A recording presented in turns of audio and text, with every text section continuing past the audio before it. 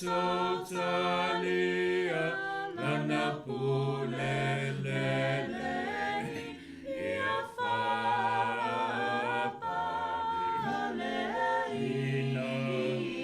ia whapaleina le tupu ia whapaleina le tupu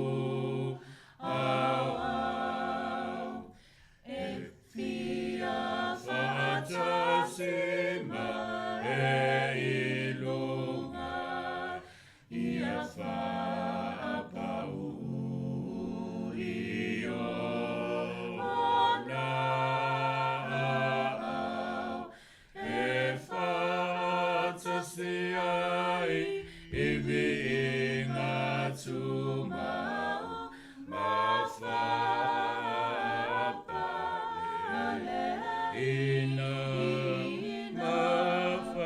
Leina le tupu ma whapaleina le tupu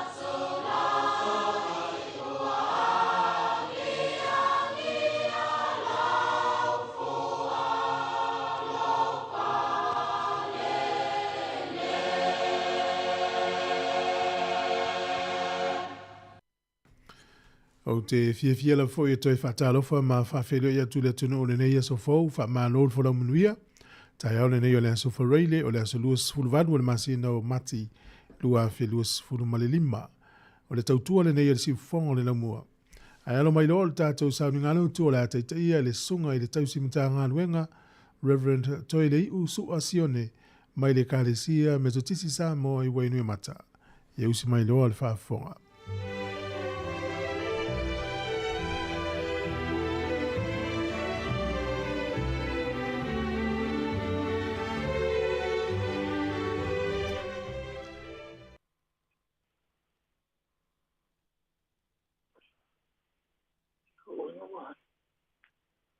Maroa fua ai lau mo ai lo malei fua mai Sāmoa ia le lofa maleanga lei o le tua soifua no mo vai atu le pongsa o tatou o lia mai le nei tai au fou I lona lofa lo wai ngai o mai si o tatou tapu I le tua o lo fa talitali o tatou loto ia iowa o ia lama no tatou sosoani ma lo tatou talita Wa lo fia ia te ia o tatou loto.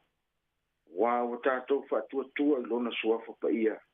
Ia o vai, ia I lunga ia te I mātou lo alofa. Pei o na mātou wha moe moe ia te oe.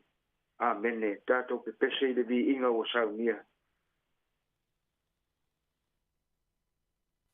Ua na tamai le au mo o e sa tinga. Wali ale mai le langi ilunga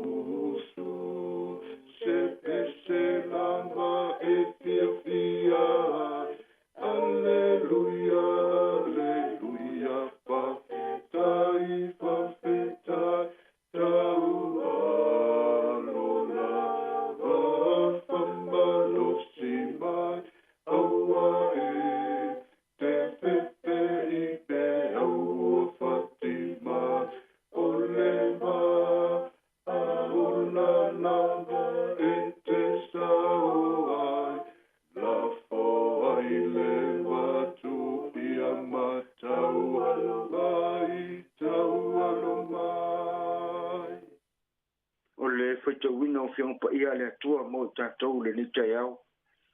E maua mai lava le tusi whaite waso, le tusi whaite waso le kālesia me tutisi o Sāmoa.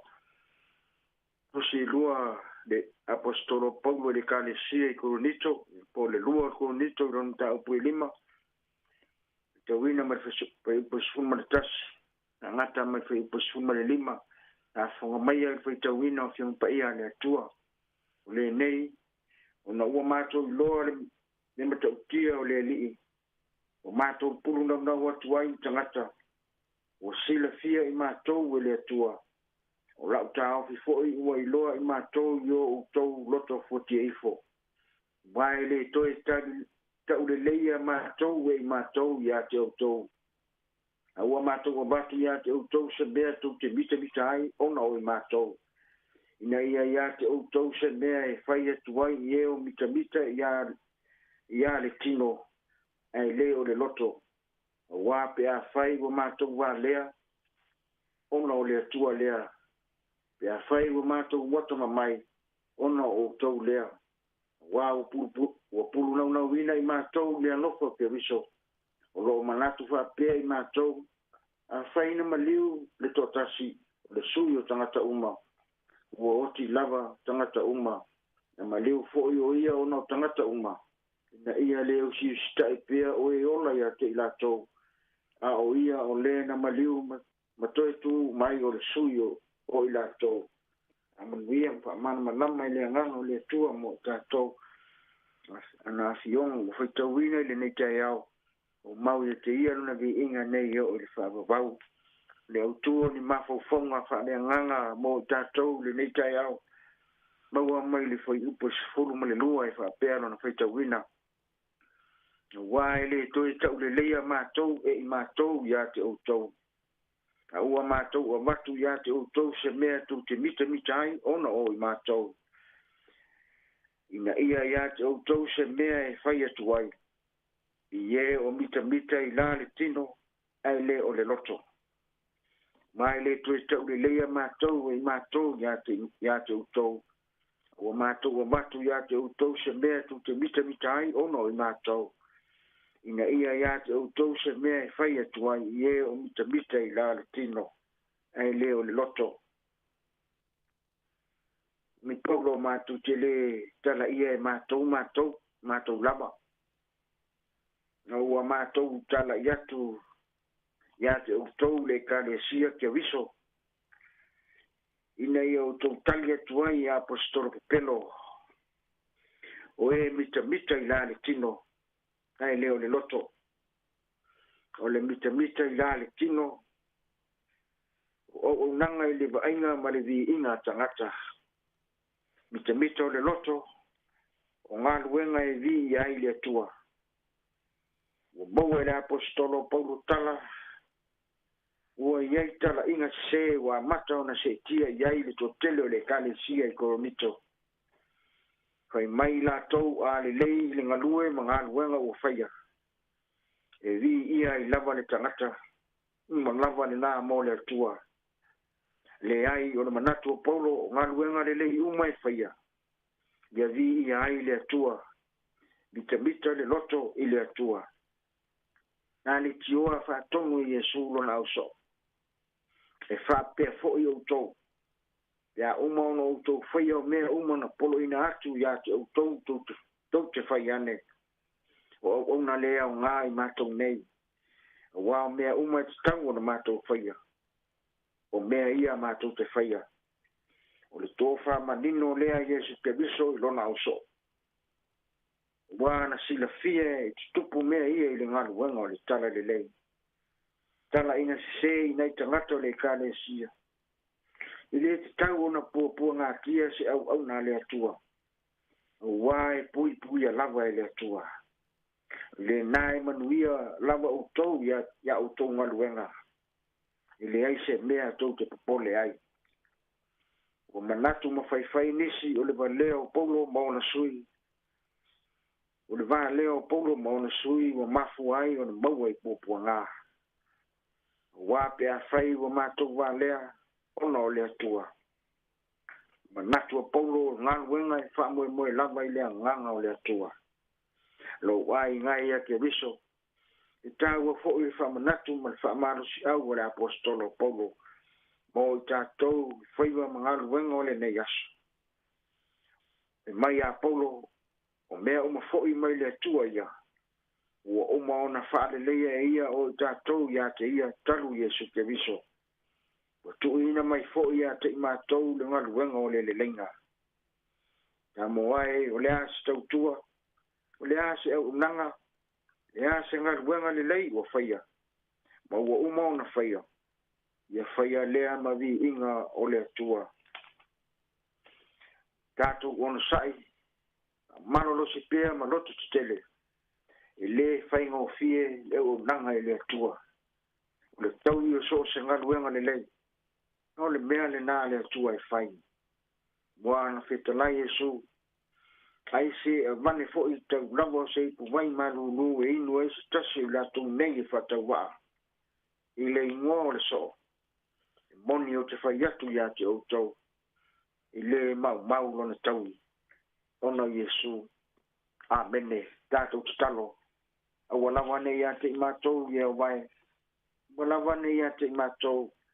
Ia tu ina tu le vi inga I lo suafa ona lo rofa ma lo fa maoni lo rofa la vale na te me ia le fo longa lo fa nau le nei tai ao manuia le ao stelo Sāmoa mai bonga sia o la mai fa nau e wi lava ina ia lo wala upa ia I lo ona sa mato malanga va tasi mai nga ruanga mai se fo inicio to ma ta wa nga ina I lo nga ruanga a wa mato malanga pea mal fa tua le tongu unga leo le ngaluang le mato wola au nai lau fionga ma ftai e woman wia e kale sia ke sia no uma iona te tai le au fainga wenga ai mese le au fa tu uma ele ngata o Sāmoa au New Zealand nei iso se ala a ftai le to singa o au fa manu yanga o lo to mawa ina fa so mo I mato o lo fa nau o ta le ese ma nga va o kwa ma fa to tanga mai la o fionga le atu wai fa te tele lava dai o fionga pe ia wa o mo I mato dai le ngaluanga mana lo nganga pe ia so soani mato fe au ma mato ngaluanga na fa o tanga na te pena Yesu ke viso mo I mato le atu wai o malie lo lofa ma lo tau si va tele lo ma wie le o fionga le vi inga mo fa manu ma fa le tanga nei ma ia o lava ile fa babau ele lilolo mato wola I lau sila whangati. Lau o fionga o le atua sila fia mea o malava. Nga ngalo la mato ui fonga malau atu nuu. Ele toto Yesu ke risolo mato o li whaola. Ngalo wha maia tamalo whae. Anga le lei lau o fionga ila mato ui fonga malau atu nuu. E iei tama matina matitua. E iei au auna malo lo mai ngaduenga. E iei niso fea ngai mangase ngase.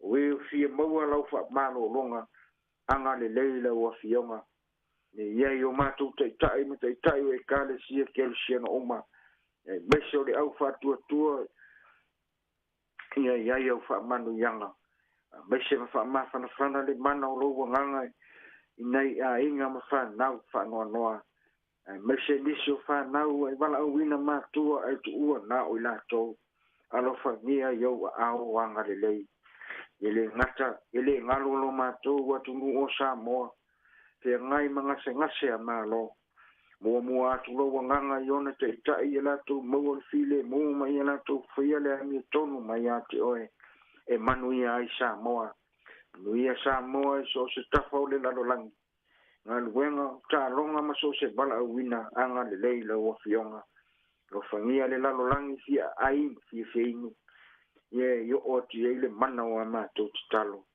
anga le le la lo lang yo tau ma misa de ye lo file mo via le li pule ma le au fenga wengo le si fongo le la mo nei ngal wenga ile aso ma le aso ye yo fa manu yanga mo ila to ta to ma la wo fionga manu ye me uma ma tu te faia o Yesu fa ola wa ma to vole talo tu nei a bene to mo mai e lungo Sāmoa uma ni sila male la lo langi fa tu lo manuia le tu te ma Ya lofa ma le file mo moni Yesu ke viso lo mato li fa ola. Ma futala ma mato mo lo nganga pa ia nei e o le fa ba lava. Amen. Amen.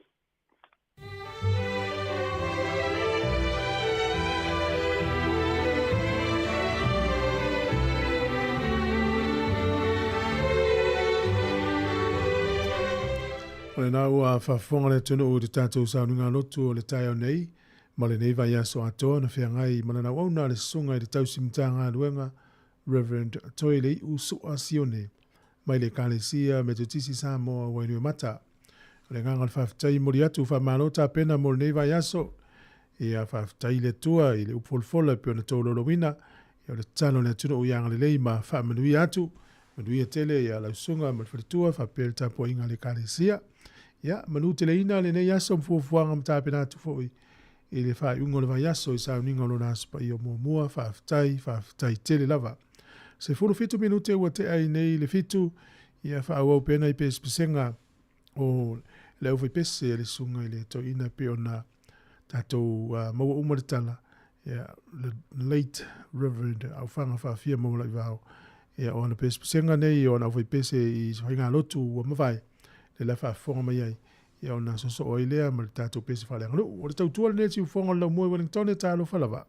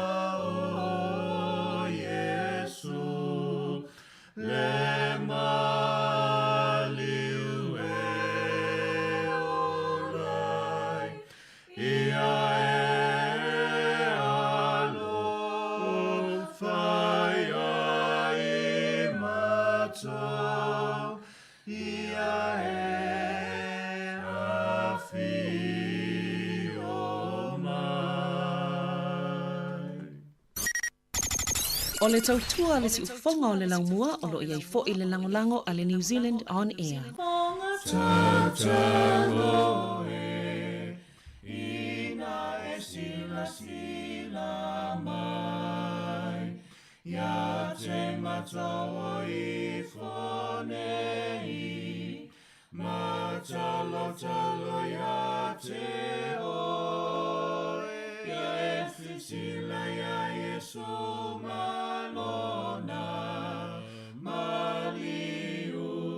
Maliu tinga ya e awina ya e mato lo wanga mai longa ia e fesoso ani mai ia mato talo sangane ia tonu lava ona fa saulava malele. Ya e sisila ya Yesu malona. Maliu tinga. Ya e awina ya e mato olo. Loanganga mai lunga. Ia manu ia tele ai. O mea e whaia e mato. Ia sanga tupu pea mai. Le fia ia Yesu. Ya e sisila ya Yesu malona. Maliu tinga. Ya e awina ya e mato olo. Loanganga mai lunga. O le tautua le si ufafonga o le laumua o lo iai fo i le langolango a le New Zealand On Air.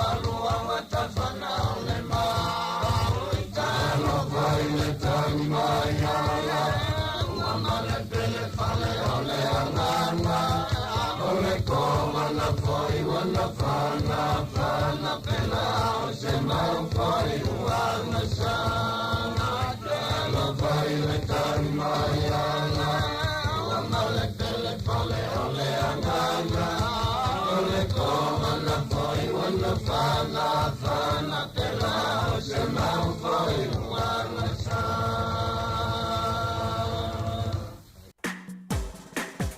ata o le taia, siu fofonga o le laumua, aso ngafua i le aso foraile. Ata o le taia.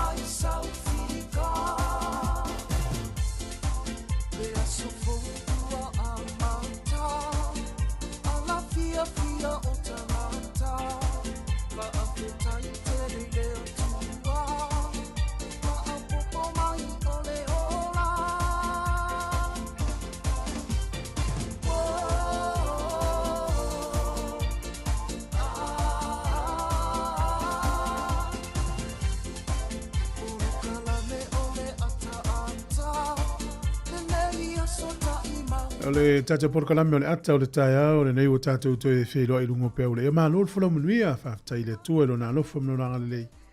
Ua mawhai o nā taitai mai lau soi fua mno ola o tātou toi e whelo i lungo pea o le ea.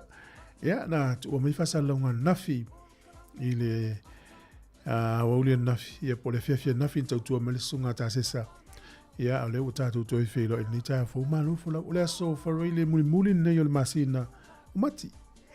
Ia o le aso fua sa ue mai a ele masina. Ia ona tātou fo laule i le vai aso muli muli o le swing o le tau. Ia o a swing o le taimi o le sui e fo ilo le tātou taimi le sa mumua le aso lima o le masina o Aperila.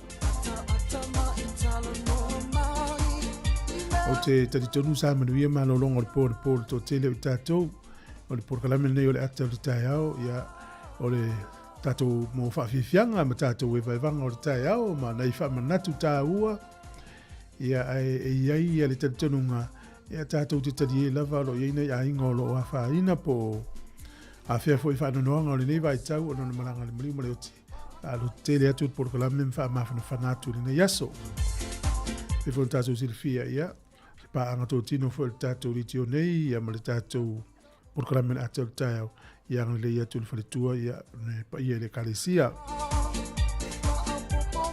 A o le awhanga solo le tātou por kalame o te o whalofa atu ma whamanui atu nei tamamtira mātua o le lo le atunu nei tūpā o tina ia o nei whaelele pe fau sunga i whawhenga whaletua whateitele mono tō ngā luenga tatalo leo o maue pēle marosi mo fo ila venoa e o tamaiti le aonga ia ma le tō tele o le tātou tunu whaftai mo le tāpo inga whawhira atu i tātou paanga e whalongolongo rungo le tātou ala leo tasi ono tesi ma le tasi whamo tātou Facebook o le YouTube ma le tātou app mānoro so i fua so o se vaenga o New Zealand ma Wellington whapea i Australia, Amerika Hawaii, Kanata, Afrika i Saute la tō mafuta mai Alaska o Amerika Sāmoa o Sāmoa so o se vaenga o le atunu o pole lalo lang nei mānoro so i fua manuia mānoro folau ia o le awhanga solo le tātou programe na minute whafonga le tātou talo le tau mwhamnianga wa soifua. Le tau tōla nei si whafonga le la mua, whawhianga marisunga ia wili tā vita, ina utoi luas furu 5 minute, o na tā lea o le walu.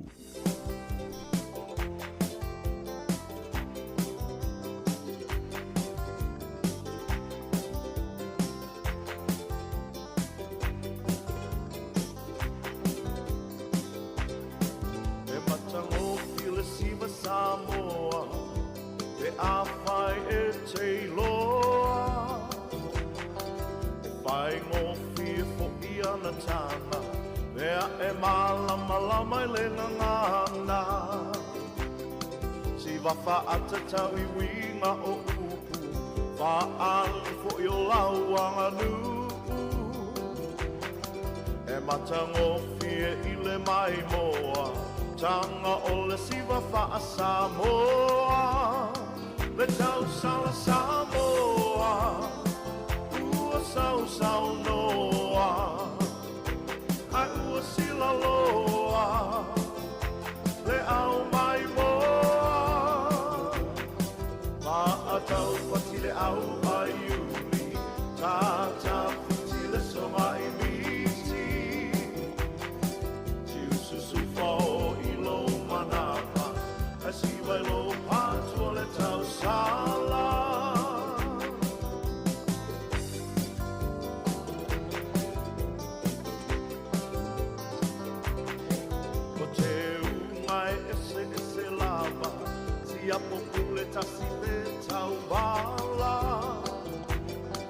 Aua re ingalo o lau tuinga, ma le ui lo tino ia ila.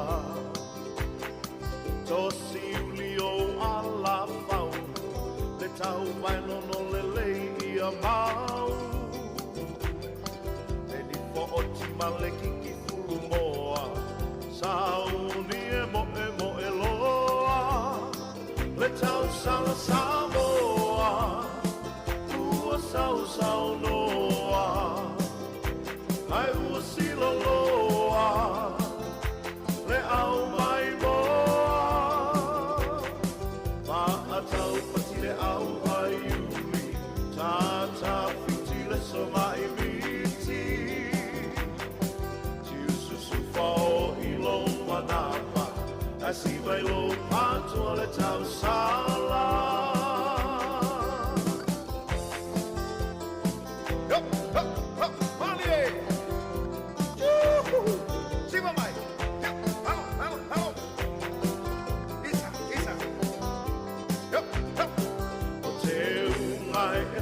Se lava, si a populeta si peta bala. Aua de ingalo lau tuinga, ale ui lo tino ia ila. Tosi uli o ala fau, le tau vai no le lei ia mau. E di po o ti ma le kiki fulu moa, sauni e mo e loa. Le tau sala Sāmoa, ua sau noa. Ai ua silo loa, le au mai moa. Pa a tau pati le au ai uli, tata fiti le so mai miti. Tiu susu fao i lo manapa, asi vai lo patua le tau sala Sāmoa, ua sau noa.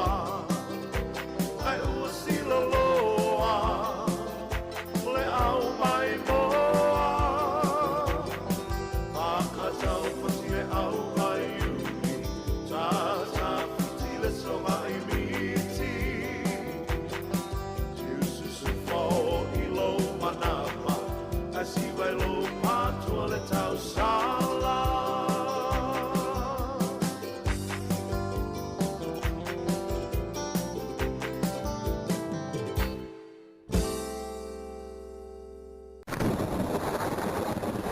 O le tala o le tau mō le nei aso pe ona whare le ofisi o le vai tau e au o nisi o taimi e mātele na langi le lei whasolo atu i le au auli. O le aso atai au e langi le lei le tau, whapena le aso sama le aso fua, o le aso lua le weiri swinga, matan paolo le aso lua. O le vavai le kapiti manua tu, o Hawke's Bay ma wairapa e mātele ina timunga le nei aso mwha malu. O Marlborough, Taupo, Taranaki, ma whanganui, e te teime vai ele mata o le la e piona whaelo mai. O le fua o le ea malulu o lo inu neis furutasi anga e runga sfuma le wha. O le ea mawhanwhana o le anga ia tu irunga lus furu, wha solo tu irunga lus furu ma le lua.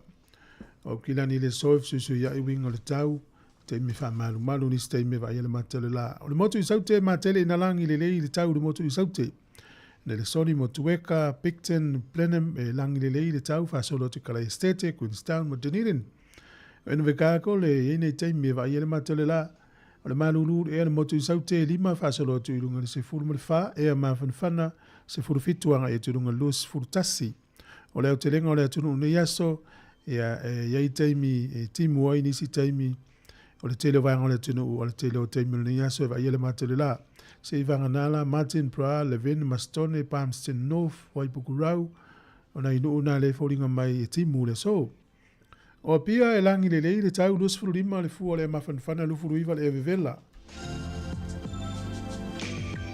o le angoto ifo le lai le so Wellington ile lus furua minute te el fitu na le fiafi e o soa ele la taiao i le toi lus furuiva minute le valu i le taiao a taiao. o le fua le maluru fituanga i lunga sefuru tolu Wellington e manutua oi. E mawhanwhana e sefuru walu whaasolo i lunga lua sefuru marifaa. Tala o le tai ni aso Wellington e pe le tai te o le sefuru le tai o nei sua le tai a whai le fiafi. Toi pe le tai la tai le sefuru tasina nei le pō. O polirua sua le tai i le toi lua sefuru tolu minute i le sefuru i le tai o nei pe le tai i le toi sefuru fitu minute i le whai le fiafi. O le toi sua le o le tai le sefuru na nei. Ia le tala na o le tau ma le tala o le tai mo le silifia le tunu. Manuia fuafuanga o le alo tu iai. O le swing o le tupe nei aso tasi tala New Zealand maula o tupe Sāmoa tala 5.2 sene. Tala 5.2 sene. Tupe Amerika lea ua 5.1 sene i le so. O le tupe Australia e valu iwa sene. Tala fiti le o tala 2.1 sene. Pa angatonga tastesi malilua fitul pa angatonga i le asona nei. Tasi tala New Zealand maula o tupe Sāmoa tala 5.2 malilua sene. Ma no le alofa i Sāmoa i tato ainga.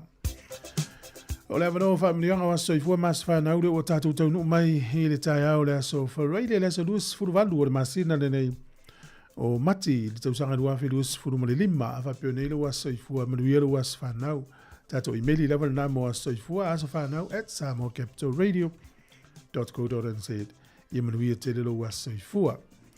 O le tus whaitau le solo maua le mo koronito tolu whai upo iwa. Mo koronito tolu whai upo iwa. A wā o le au whainga luenga i mātou whaatasi ma le tua. O tou o le whaatoanga le tua. O tou o whale whai o le tua. Ia. Ngā luenga paulo ma lau apostolo.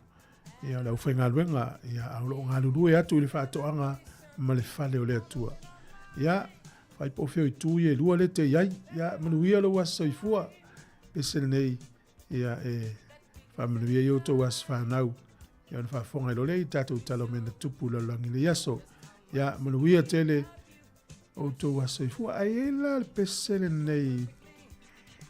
Ia e popo al pese. Ai le leila u tai nātou special nei u whaamnianga waso i fua.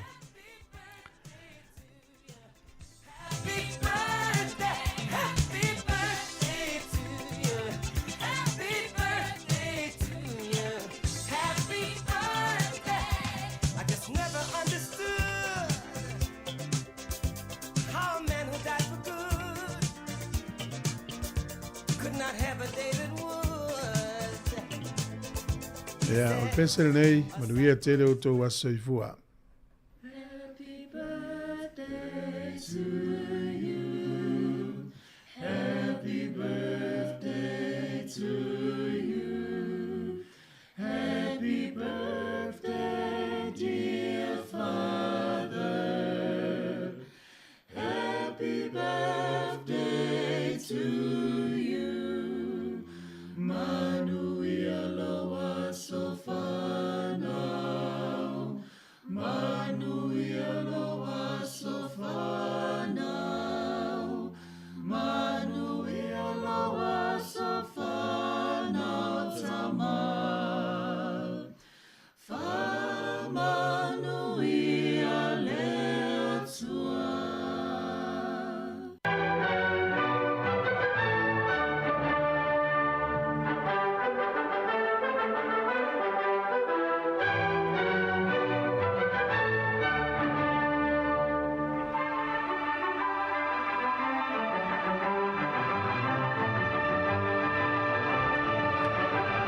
Tala whātu le tunu Ismail whaafonga le wawa aile nei tala fwoi le tala whaasolpito na langi mea tupu le sou tausanga umawai i le asolua sifuru valua mati. O le sou tausanga e tasi valu 5.4. O le taua i Crimea. O le nuu lea i tutonu o le tua oio Lucia ma Ukraine. Na si taua i loa ia falani mapele tania i le sou ia Lucia. Ia ona o le whaalave lave fua i pulenga ia a Ottoman Empire. E vai tau le tasi valu 5.4. O le solta usanga e tasi valu ono se fulu. O le taua le i Taranaki ia na amatalia i le so. Le taua The Battle of Waireka. Ke tato I loa taua nei le vāo tangata e ona le nei atunu ia ma tangata papai. Ia o lea na amatalia le taua ia po le taua mua First Taranaki War. O le aso nei na amata le tausanga tasi valu ono sifuru. O le sol tausanga tasi iwa, tasi o. O le tangata lea suafa ia Henry Fabry. O ia le tangata mua na lele I se vaalele o le sami po le seaplane. Vaalele fo ia lele tula wile ele pesi se e lungo le vai po le sami. Ia o ia na mua lele I le so isi tasi o vai tu tono nu leo falani. Tausanga tasi iwa, tasi o. O tele o vaalele e tula wile ele le sami o vaalele la iti. Ia wai maa. O le sol tausanga e tasi iwa tolu se fulu. Na suia ai ele fale meli a Turkey le ingoa le nuu lea o Constantinople. Suia Istanbul. Lea lava la o lo iei le so. Le nuu le na o Turkey na suia i le solo na ingoa le tausanga tasi iwa tolu se fulu. O le tausanga e tasi iwa valu se fulu ono. E silia male ono afe le itio I tutonu o Amerika, na latu ta ina le pese le We Are the World. Ia o le sefulu lima e te ai le sefulu 5 te ai le sefulu le tae au. Na ta ai le pese lea I lunga o le itio o mai Amerika le siria male ono afe le itio tausanga e tasi iwa valuono. O le sol tausanga e tasi iwa sefulu. Na tau awa tuai e le Palestine o Amerika o George W. Bush. Le whaelonga o le Cold Medal ia po le pine tau aloa pine auro le Amerika I le tangata a feleti e swafa ia Jesse Owens. Tangata nei e tauta ua tele Amerika I le tele o vai tau o mawai talong a feleti. Ia na maliu la ia le tamano le tasiva valus fulu. I le onos fulu ono na tausanga. Ai fatu ata ua aola na pine auro I le tasiva sfulu e mano Amerika I le astonu level nei. Mana tua ailo na sao mana na tautua I le taalonga a feleti al malo Amerika I le tele o tausanga ma olimpeka ua tuana.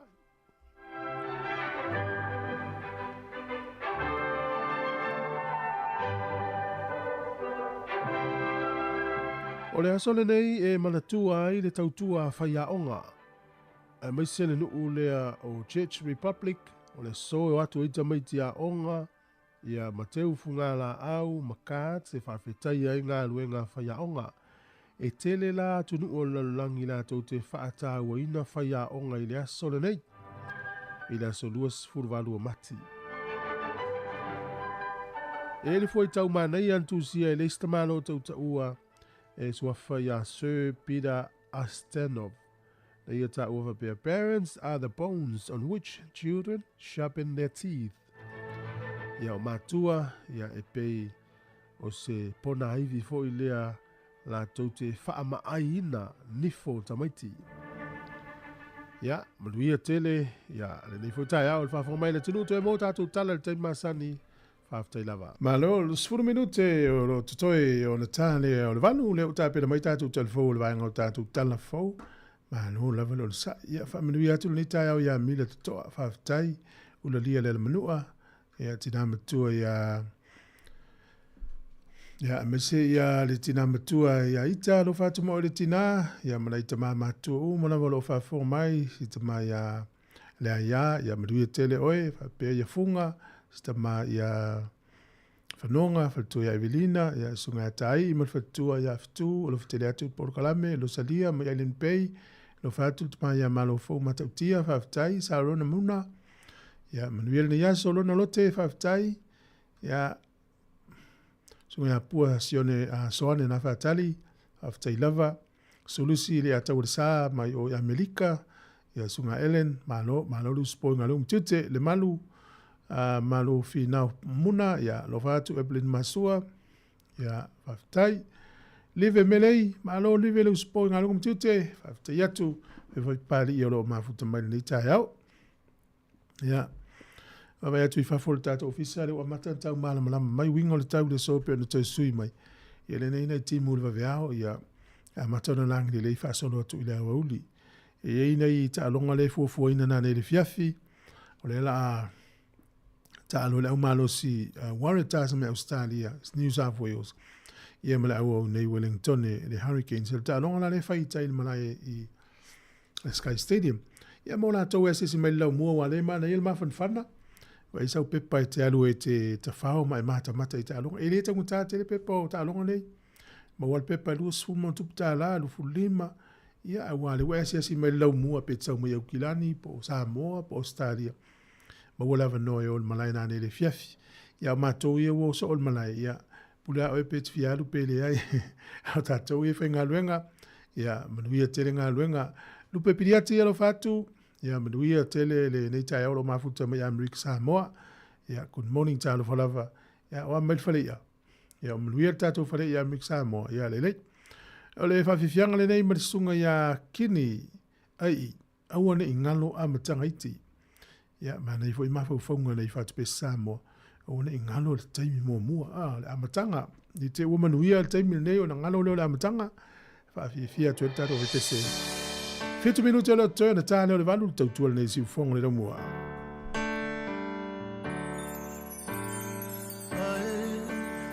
Te le i tu uau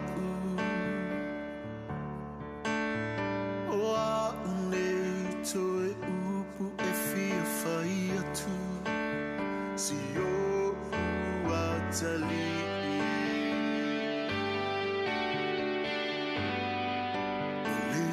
Whaia te wilo whatu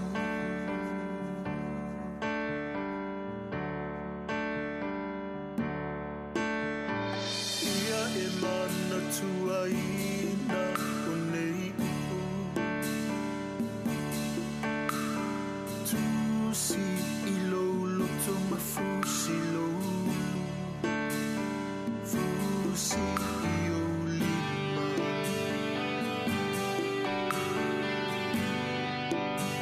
Wane inga lo olo umativa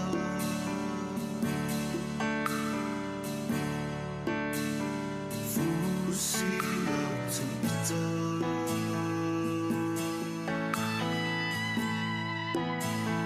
Fusi i o lima Mana tua mai lo aina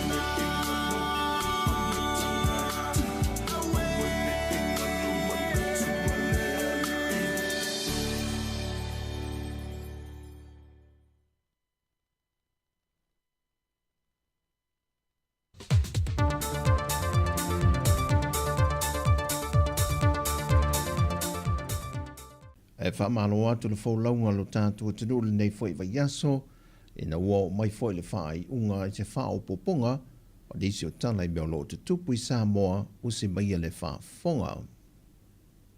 Ua tau fia mō se teimi le tu mau, le toi whaatau i nā tu le ofiso whaato anga, manu papalangi o mei tua lo mama mo i le au whai whaato anga, ona o le tūlanga o le toi ngā whatia le vaenga o la fumanu, le maua leo ia manu mo le au whai la fumanu, e tali atua i o lātou mana onga. Whai loe le ofisa silion tanga luenga o whaato anga mwhai ngā whaiva, wa whautua ina i lātou le au whai la fumanu le olo o anga i atu pei le ofisa, mo ia mana onga, e anga i nisi le au whai la fumanu olo o lava le lātou wha soa, ma mawhai o na whaatau ina mai ai. Na whaalia le ofisa sili, o se teimi le lumanai, o le ama whai on toi tali atu le matanga luenga, i ia mana onga mo i lātou. E le i aise tō tasi mai i le se fulu mali tasi, o matai matau le lea mai le afio anga o le whangoa li i savai, na mawhai o na sao mai i le whaasalanga ma le unga le whaamasinonga, lea ua tōlo la wina le vai aso le nei, e se ngā yo inga o na o lātou whaatinoina, e se tasi o matai o le afio anga lava, so o alo a siata lepa tuhu, na saisai eo na a au i 5 mawae, matui ei le amo, matau sae ane i le a ai o le afio anga. E le whaai unga le whaamasinonga maa walunga, le afionga le whaamasino ia le iantau o le Sir Derek Clark, o le ngāio inga na whaatino i lātou nei, wa le peti e le tau le leia e le ngato le afio anga, au tala ave atu i le lorolangi, e le au maia pe i lumai le vai tau le nei le swing o le tana le lei, o tū maanga le atu no ua leva on te tau na le toe whaonga ina. E lei awai atu le na a fia i tō laulonga o le whaai unga le whaamasinonga, e na whaatu mulia le potu whaamasino, e le tō telo le mamalo le a fia anga o a ingo i lātou nei e tō se fulmalitasi, na whaatasi atu e mō ni mawina le whaamoe moe. E le o se whaai unga na talia ngofie e a ingo i lātou nei. Au tau whai malingi loi mata ma whaato whaatu, i le alu ese atu le pasi, mai i le whale whaamasino mo le to ese i tanu malala. O le whaasalanga maa walunga o i lātou nei, o le lua tau sanga ma le walu maa sina, a e to tasio i lātou lo whaasalaina i le na o le fitu maa sina, e nofa sala i le to ese. O isio i lātou e ta i lua tau sanga maa sina e 5, ta i tasi tau sanga manai maa sina, na whaamawina i le whaai unga a le whaamasinonga. Na iluilo le komiti o whaalawalawe tup whaafose i le neiva yaso, mai whaurulunga o nisi o mtanga luenga e ao fiai, ma le matanga luenga o tupe, leo no wala awina leo lea tunu i se polo a inga mo whaalawalawe tup whaafose i, mo se tolu se fulwaso, ona o a fianga lele au sia lea ele whaalapo ptonga o le malusi angatau ele tise, o le ele tise o lo mo mia e pisi nisi ma company, o matanga luenga ma ainga te tasi o lea tunu i le moto o polu. E tasi la wala o lo whaonga ina le EPC le teminei, o le whaasoa soa le i sone o le ele tise o lo ngā whatia, ma le tatalo i mawhai o na taunu vave mai lea tunu o awhie 5, lea o lo tādia i fiti ma ne usila, e tau whafo e le whaafita auli lo iai le teminei. Ma ue au telefo watu i nātu whaase a lau whai pisinisi ma company lea tunu, i le ofisa o pisinisi a la manuia ma leipa, i le tele o a fianga wa a fiai la tupe maua, ma mea tō tinu o whaaleanga ina, ma ia a fianga ma whaale tonu le wa iai le tise. Na whaadia le whina ngalo le teitai o le tuanga i le mata opu lava le nei, e iai ati na e wale tala whia ngai o na ave i ele wha mua mua, le ua tula i maile mana onga pito i silio na mo o mia le antunu, ai wale ai se leni, sa te tau na whaatino ai whaale tonu nei. O a felisi whaafai ngā luenga 5 le o le a awina mai, e tā lia ai au kuso le tausanga le nei, na whaamaunia mai le teitai o le atunu, e te tau na tau nuu mai i awhi lua, le ua fofoina le kāpeneta, e te tau o na whaatauina mai. Wa toe te tala nei le mtanga luenga o leo, le polo inga sa tau fia le tu mau mo se vai teimi, le toe whaafowina leo le restala mola au malo se tanga i te tono le atunu, au wha ngā solo isu enga le mtanga luenga, e sa ili vaenga i o lo tula i mai pe lava whaafita uli e a fiai la au malosi ma mao mawaiso i fua ai maua mai e la au malosi e le ngate le whaatanga i le atunu ai o loa o fiai ma la au malosi o loo whaatanga le tula fono ai e le oanga i mai i la to o lo umia e whaafo wina lei sene wha le tula fono. Ta ue awa paolongo i tino Filipo e wha maumaunga e silia ma le 5 au malosi e tanga le tula fono o lo umia e nisi al mamalo le atunu e le i resta la hina. Wato e te tala i le awanoa mai le mtanga luenga o leo leo i le tu inatu le i te tonua so se la au malosi e au fie ma la au malosi e le whaatanga ina i Sāmoa e au noma ni whaasalanga e tu inatu ia i la tau. O tala fowia, manuia le whaai unga na vaiaso si o tātua tunu pele whaasoi foia.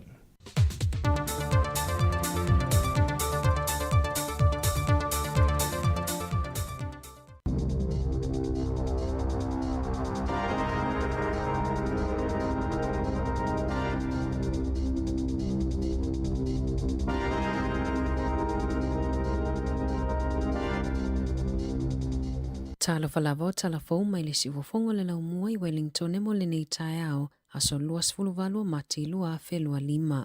Ua filifilia le tamaita ia Dr. Corina Gray ma whaatonu sili fou mo le public health po le soifua malolo ina lautelea New Zealand. O le tofinga fou ua ia Gray ua suitulanga ia Dr. Nicholas Jones lea sa whaamawai whaafua sei mai i le tofinga ia Februari. Sa whaamawai mai Jones mai lona tofinga ini nei vai aso ta lona whaamawai le pule sili o le Health New Zealand. Whaapea le whaatonu sili o le soifua malolo ina Dr. Diana Sarfati. O Gray o lo avea nei mataitai fono i le National Verification Committee po le komiti whaamautu mo le ave ese o le misela ma le rupela. O lo avea foi o ia masui o le National Mortality Review Committee whapeso esu enga mo le soifua malolo ina lautele. E awai foi Gray i le komiti mo le Cardiac Society mo Ausitalia ma New Zealand ma e ai foi totono le Public Health Observatory mo New Zealand. Sanga lue mo o ia il matanga luenga o le soifua malolo ina lea sa avea i mawhauwhau tua sili o le soifua malolo ina mo tangata Pasifika mga lua i le pule ino mata upu ma le sa ili o feso o tainga i le taimi o le tali atu i le COVID-19. Whapea fo i manofoanga au tu e whai ai tui pui pui. Talua i nei sa avea masui whai lau tusi o whainga whaavae ma mata upu i le matanga luenga mo tangata Pasifika. O isi to finga maua lulunga mo isi la lao le soifua malolo ina o lo oava noa pea i le taimi nei. Na whaalawi loa le soifua malolo ina New Zealand se ngai o inga le au tau whaasese na ngao iai whaamatalanga patino anisio le au whainga luenga i whale mai i tu malo e le pitoi lalo o le motoi mata.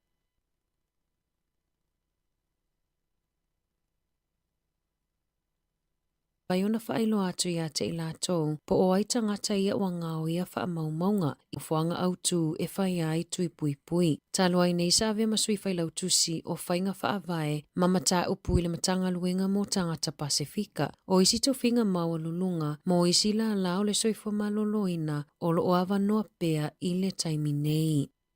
Na whaalawi loa le soifua malolo ina New Zealand, se ngai o inga le au tau whaasese, na ngao iai whaamatalanga patino anisio le au whainga luenga, i whale mai i tu malo e le pitoi lalo o le motoi mātu. I se whe au tustusia na tu ina atu i le au whainga luenga na nafi, na whaailo ai o le ama whaio na whaailo atu ia te ilatou, po o ai tangata ia ua ngao ia wha maumaunga, i le au whainga luenga a whale mai i le Hutt, Capital and Coast, ma Wairarapa. O le neimata upu e wheso o ta i tonu, i se o sofa inga wha te konolosi ia o ke topo le lua whelua wha. Lea na mafua ai o na maua e ni tangata tau wha asese le awanoa e maua i wha maumaunga patino a tangata whainga luenga. Ua wha mauni le Radio New Zealand e le i wha asoa ina petu uina i lunga o ni upenga ta wha ilangi ni wha maumaunga. A whaiolo o a fia o wha maumaunga i au sofa inga. Wha awhiso o taile e-maili a ruth.hill@rnz.co.nz.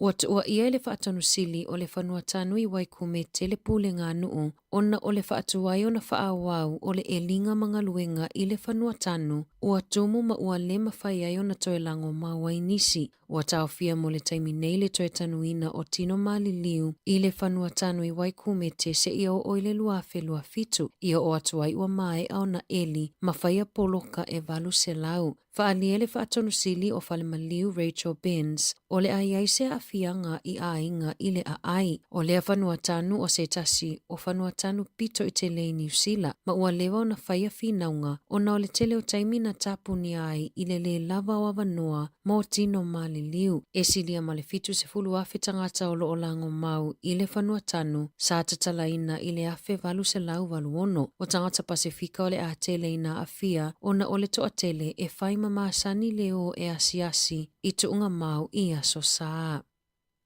O le taimi mua le ua mawai i New Zealand se whaia o ngā longo noa, pei ona lipotia i le Radio New Zealand le susunga ia Philip King, le ua avea mawhaia o ngai se tasi wa o ngai la tunuu, e longo noa mana te wha o ngaina le New Zealand Sign Language, e a o ai tamaitia o ngā, i le aso mua le ngaluenga na tuina atu i ai le wasenga ono. Masaya whaafelo a ina tamaiti i le sipela i noro na ingoa e whaonga ai le sign language.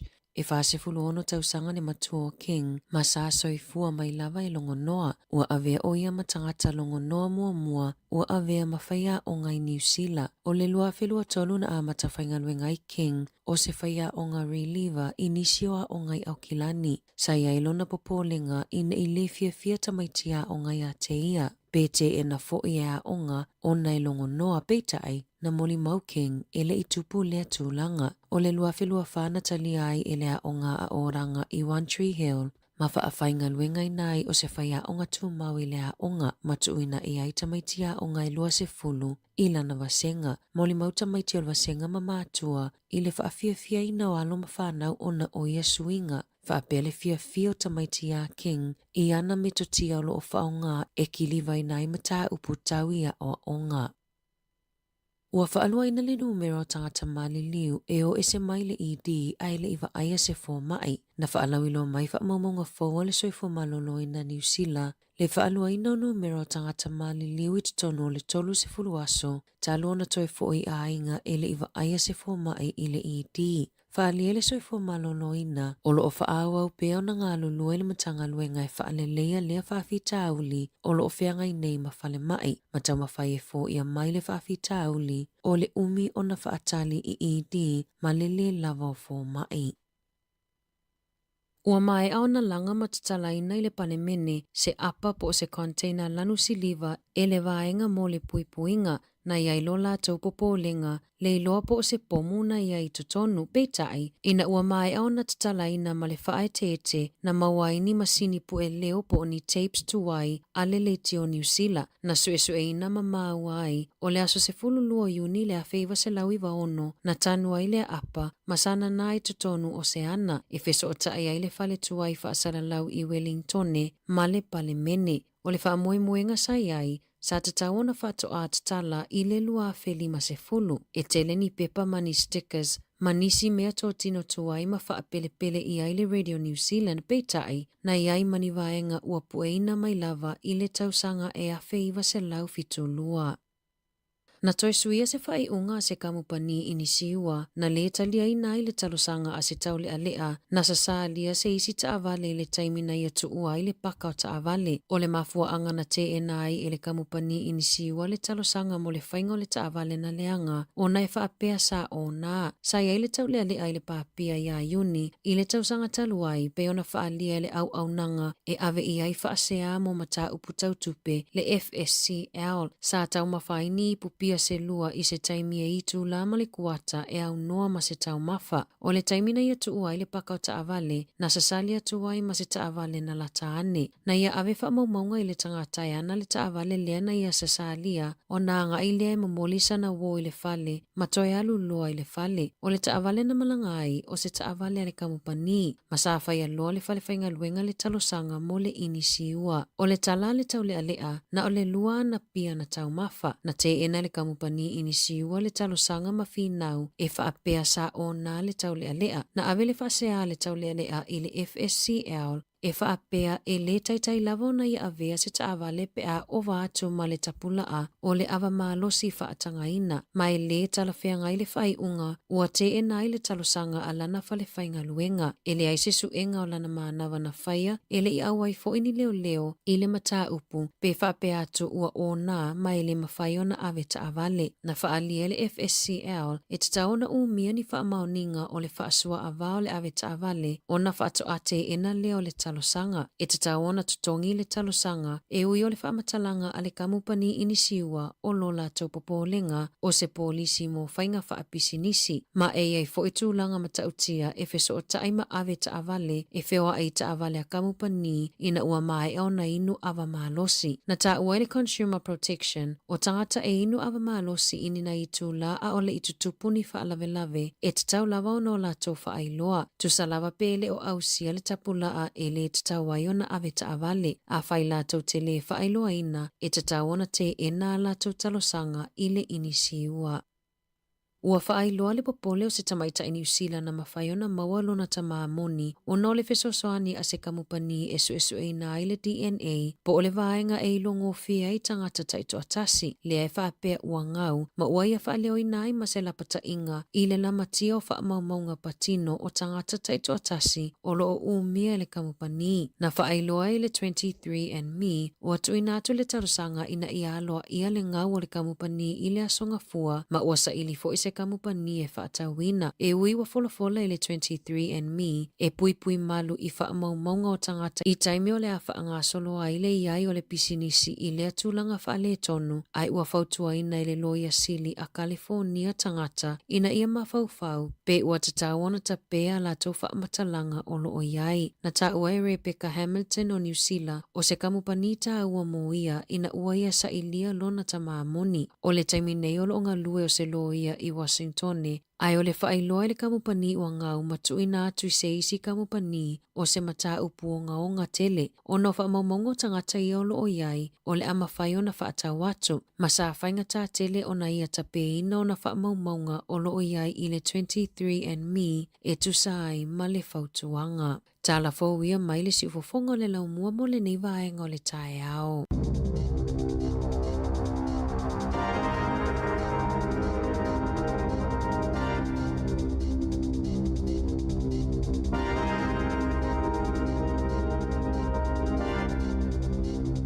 O le itula iwa le iswa poponga o tātu talfou, o le ua 45 minute o te ene le walu tautua le siufonga le na mua whamano whaafitai tala mai Sāmoa, tā pena le sunga tā se Salem Sem, mai la wale songfua o mai te taio nei tātu talfou ni tai au len tā pena ina ana wha solo.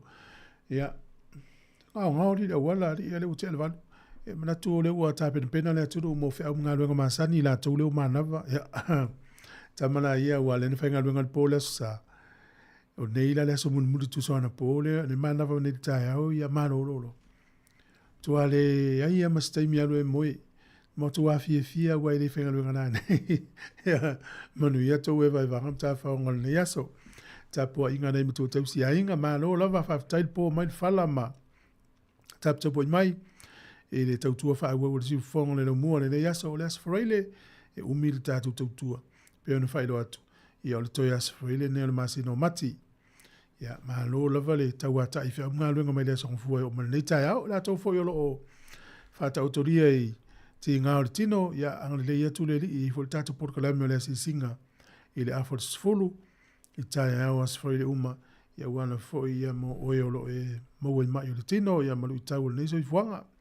Alo whatu se felina wawa manu ia tele oe, ya whataili mafuta mai si lulu polten, tele si Augustino, o le sunga lupe piriati le fa mai lupe le tele nga luenga fale ia mix Sāmoa mo tona Sāmoa pe mola no ya na sana sunga Sāmoa mai e tina ya terini pahem ya lo fatu pokolami ma fo Eric manu ia tele ni yaso Aaron Sila mila toa faftai ya lo fangia le tua fe nga luenga matalo ni tayao fa vivianga so ife filo ina was fulu iva minute o te ne le valu ile tautua le ne si fongo le mo.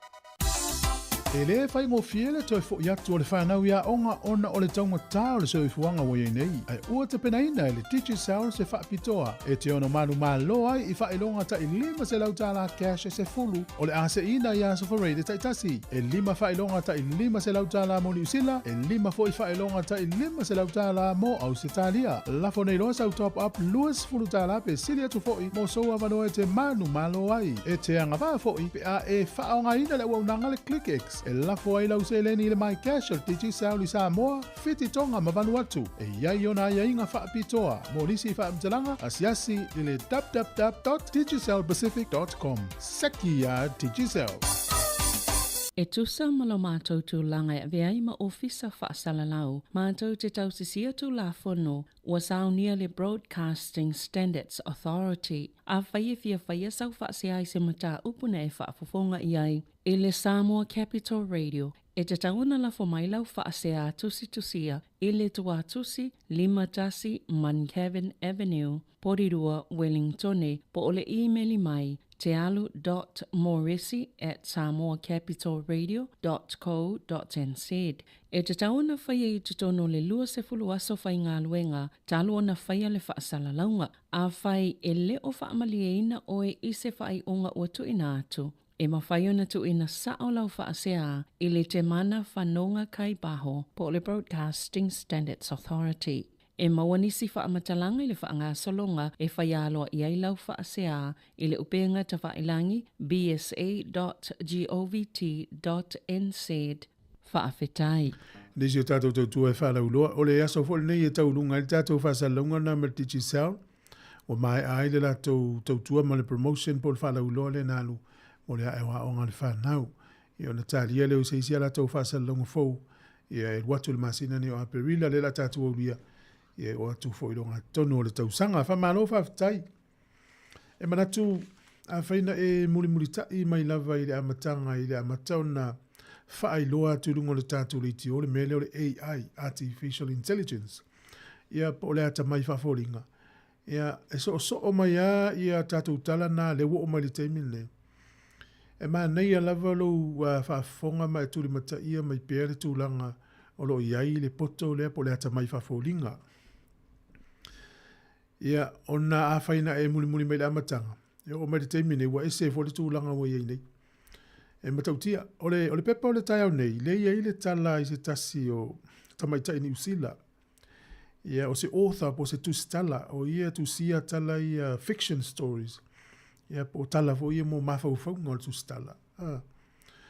Ia o leo whaalia le pepa le tai au nei, e pea ma le fitu tesi ma le 5 miliona tusi. Mo meo tusi ese ana tusi tangata. O leo ia le masalonga.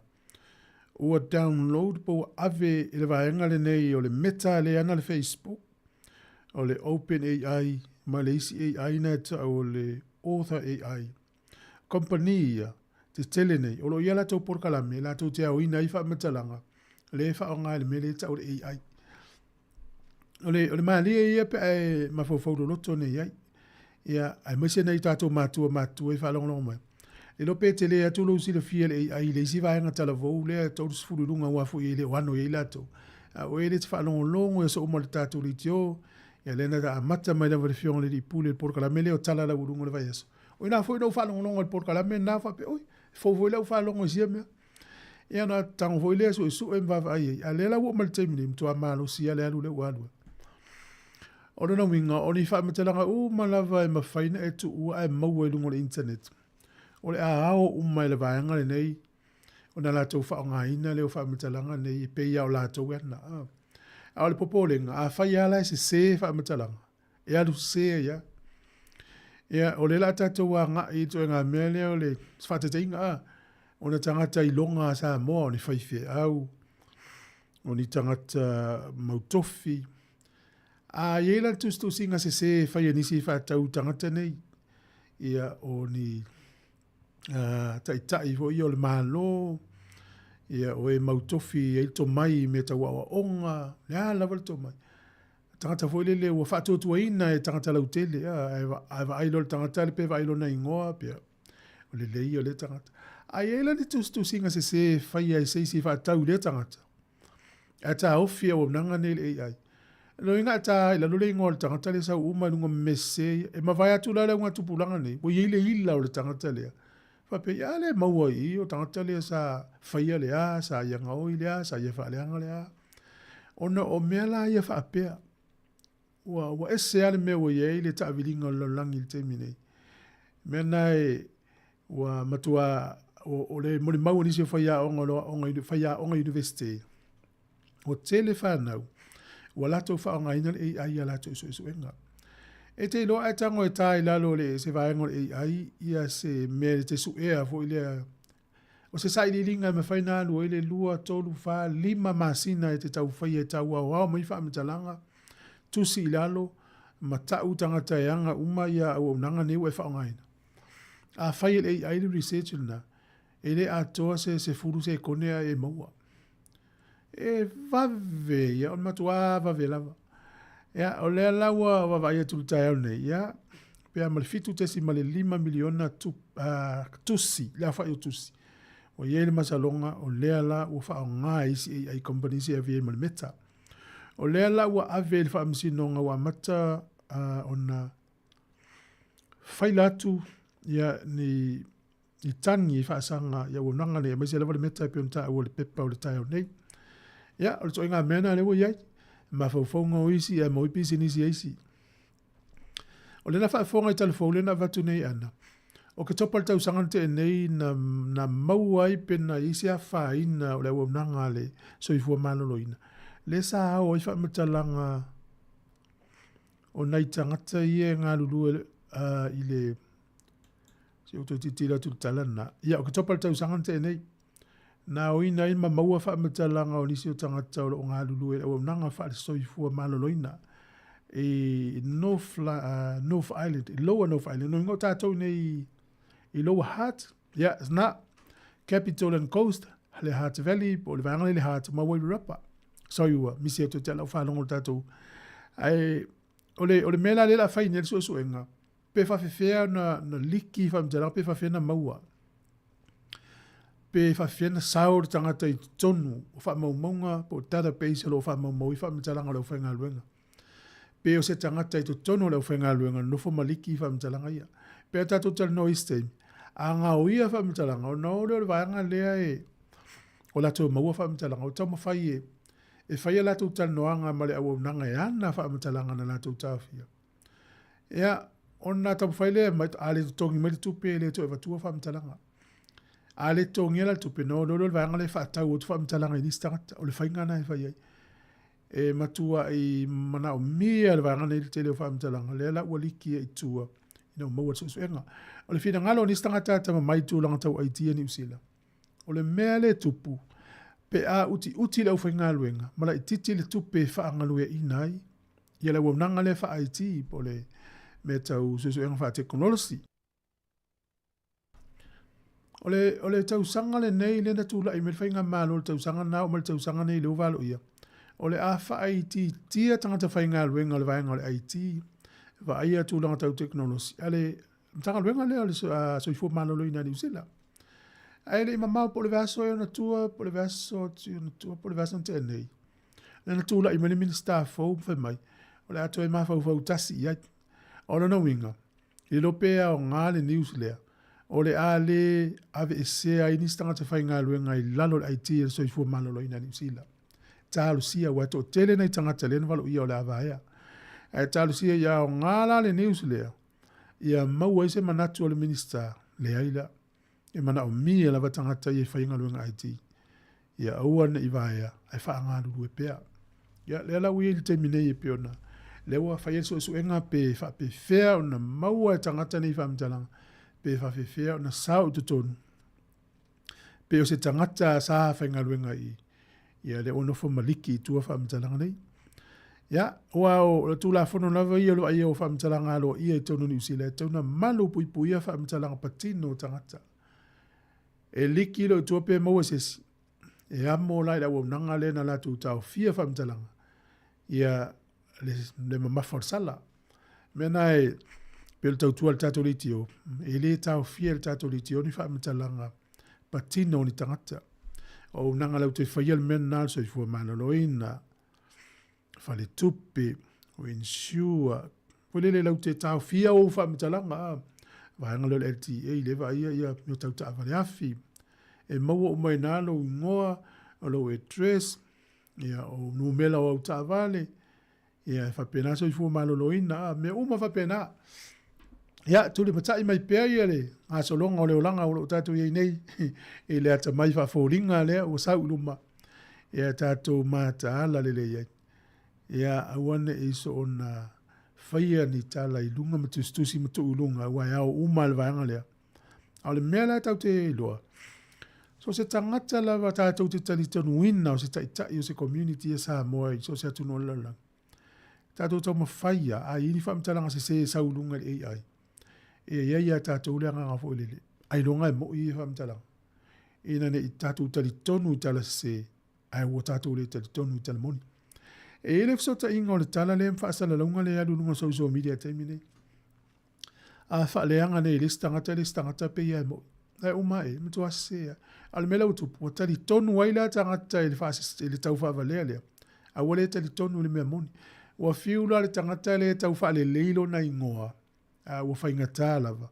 Wa tali tonu wa tangata i mebe pelo i wa saulu taimine. Ia o le fa ingata na. Pe o te tautala tu tato le tio a fai se si fasa longa sem to ata tonu ya auto e al mela na le pole ai ya le ai se va enga e te fi fa so ai le swing on metal technology vini mai tanto tal no o a foi ni va enga o e te manatu e te fi mala mala mai tu langa tau technology ya vini mai fa so mai so ni foi le fion le ni pule fai sai li linga ya fa tal no stanga te tau le ia fa mtala ina ia tele ai persi le fi o tanto tu e tato paanga ia lo fatu senga peni le mafuta mai le maleva lele ma lori nga lue ia o le sunga ia wile mato ai ono ia fatai malo sunga saulo lo spo manu nga lue ngofenga iai eskia to ilolo lilo o lo mafuta mai o tara ai o gilani e lia famsanga malo elia sunga perfetta ia taman le ne yaso manu ia fa nga lue ngofenga iai fa fianga o le tai au ia le pesen tu si ala pati maria a le usuina le sunga te nari tautua.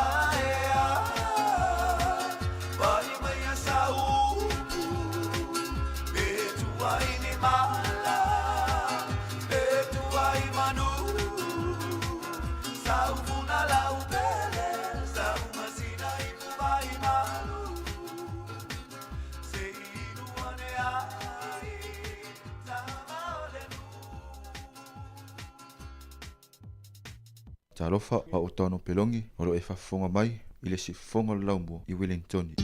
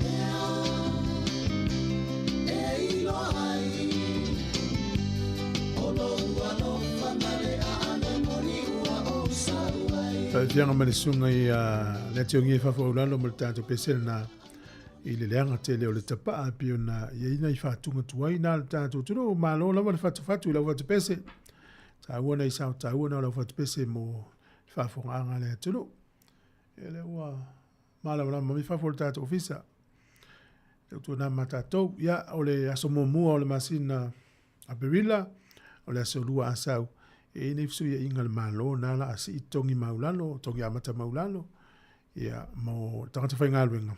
Ka pia mana i tamiti e whainga luenga. Mo la tau fwoi maua la tau pensione. Ia na fwoi la mo uswapo ponga e lau pensione i le asomo mua a perila le vaso fau. Ia le utatou iloa ia whainga nei e tunu ue. O le tele a lau tongi, tele fwoi na lau text. Ia so ia malo o ngā lue, malo tong text. So sone, e tatou whainga malo le whatu penga o wala tele ma sua vai me uma whapena. A mo oe malanga i Sāmoa ma nei fo i le sui le oso ave malanga nei vai mea lai mo mia i Sāmoa e te alma ave ia tu me sua malia i sukalati me whapena ma i tamaiti.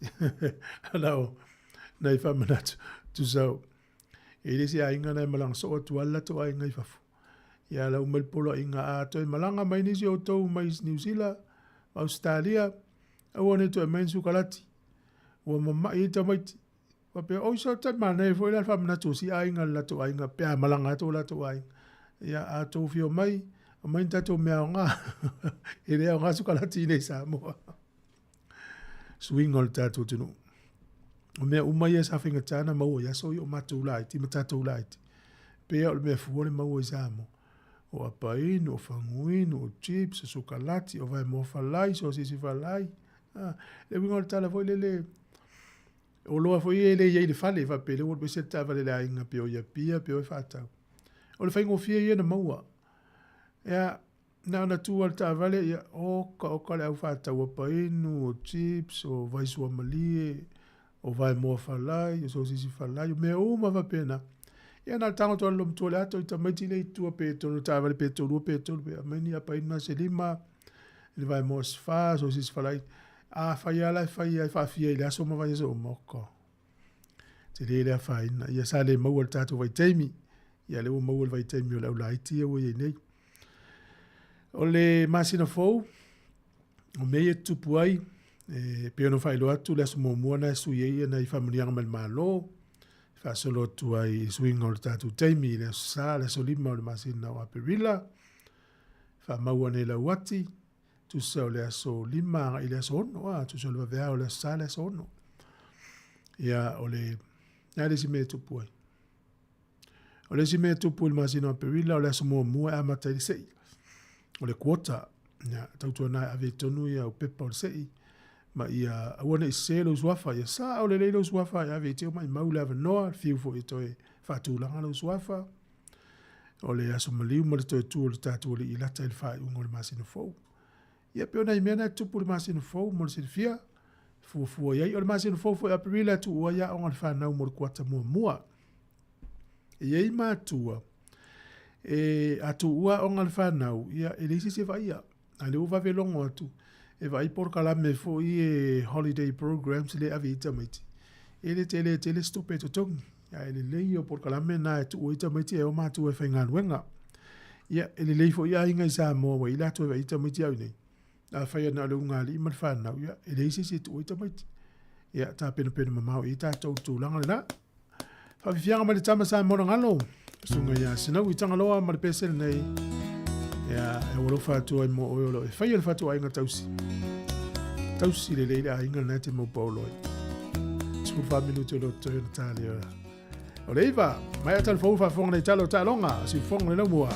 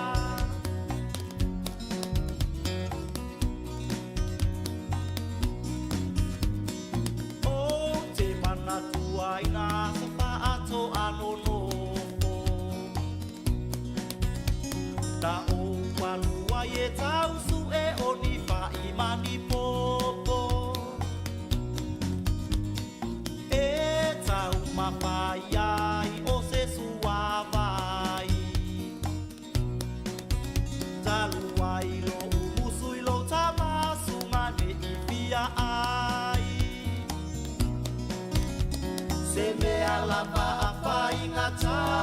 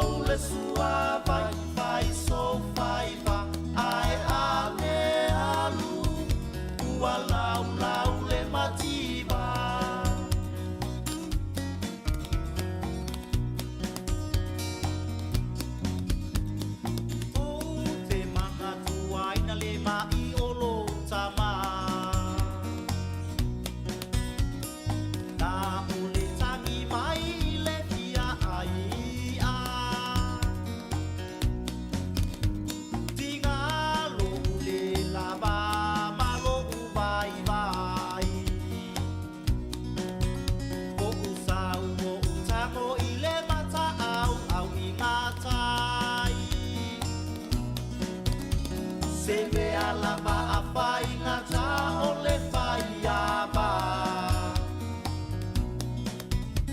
E moi le polonga o le lotoa la i le tinga.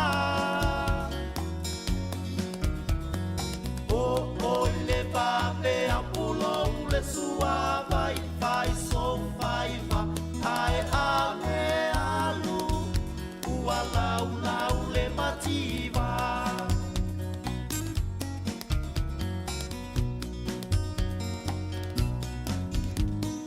Sa o pesili fungai nai o matua. Ina ia la ua pa asino mai ni panua.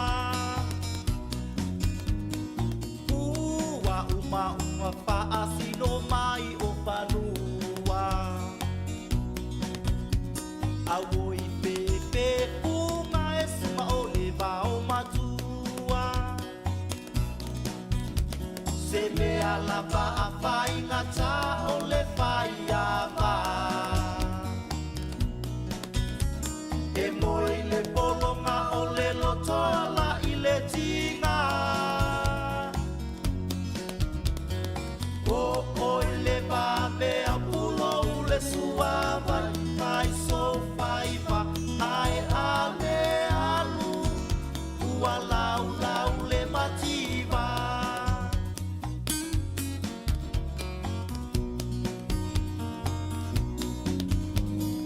O te mana tua ina le ua o matua. Vai mai e silia ona te ataua. Te opo ilo le alofa ina i o umata. Talu ai le musu olo tama e talatu so ngapa. Se mea lava a whai ngata o le whai ava. E moi le polonga o le lotoa la i le tinga. O i le vape a pulo u le suava. Vai so vai va. Ai a me alu ua lau lau le mativa.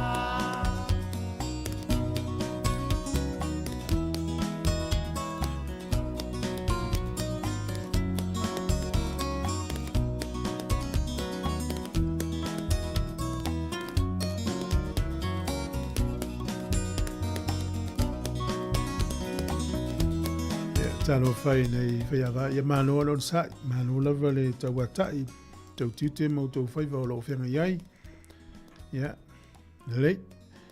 Ia. Peo le whiwhia le si mau polo na wa ia tulae wa eva le mai a tuangane si onto lua. Ia. Whai pelo whaiva. Aua te pole. Aua te waifu. Ia. Au le mativa. O le pese lea o le tamasa mona ngalo. O le sunga sina witanga lo mali usi so le la ngiel pese le. O fa longa tele foi pese la to su al tele yo upula se e se le usunga upu ele usul tu pula fo le ye nei. E pio le si upulele ai ale alu o ala o le mativa ai mai si upuna se le a upu sa o yo pese le ma o tato kopi le na o mai la foi pese le tamsa mon ngalo. Ele si taimina o malanga i Sāmoa le la i tato ofisa. Ya lele manu ia fe omngalo nga amatal ne yaso na le fiafi ya tele yo talo ngol fa ngol va yaso la kapiliki tu nga va fa ilale fi lo uso le otasi ya o le la kapiuni super kapi o teto fitu le sa u fa ngol va yaso kirikiti le fa nga solo o ka tele o talo ngol fa ngol va yaso ya fu la va oe fa paleni o lo taimi ni te ua umina unofo lumo TV na la tua tu le lunga ua faina lo tua ia pe te tua e lunga sa uni lotu ia le sto na yo le sa no tele lo taimi e te mai mai ta longa fa ngol va yaso lo fa tu le so ya tali ya lo pule no mai Hawke's Bay ma lo lava Ia, mano lava ngā lua i le nei vai aso, se felina wa oma nui o tina, whaulau pama le mafuta mai vai loa palauli. Ia, le ua luatu i o whailo no o komitu ma, ia male na fioanga. Manuia le nei tai au, a vita vale umalava, whai tete i lungo le ale tele, mua pe utou le file mu le nei aso. Mai tawina lava, ia, ele sa se aso mas whale velave. Vatu nei le tai au, ele se whale velave le na saufo i whasalonga. O le ta'avale le upa, ma liu si av ta'avale le ale upa na aloe ave i al pasese. Ala iei ma le pasese i ton. Na lo whaitau ale urutala i au tele i whaitau ala pena mai la le pasese. Ia o mei tupu i a matala i av ta'avale ni aso.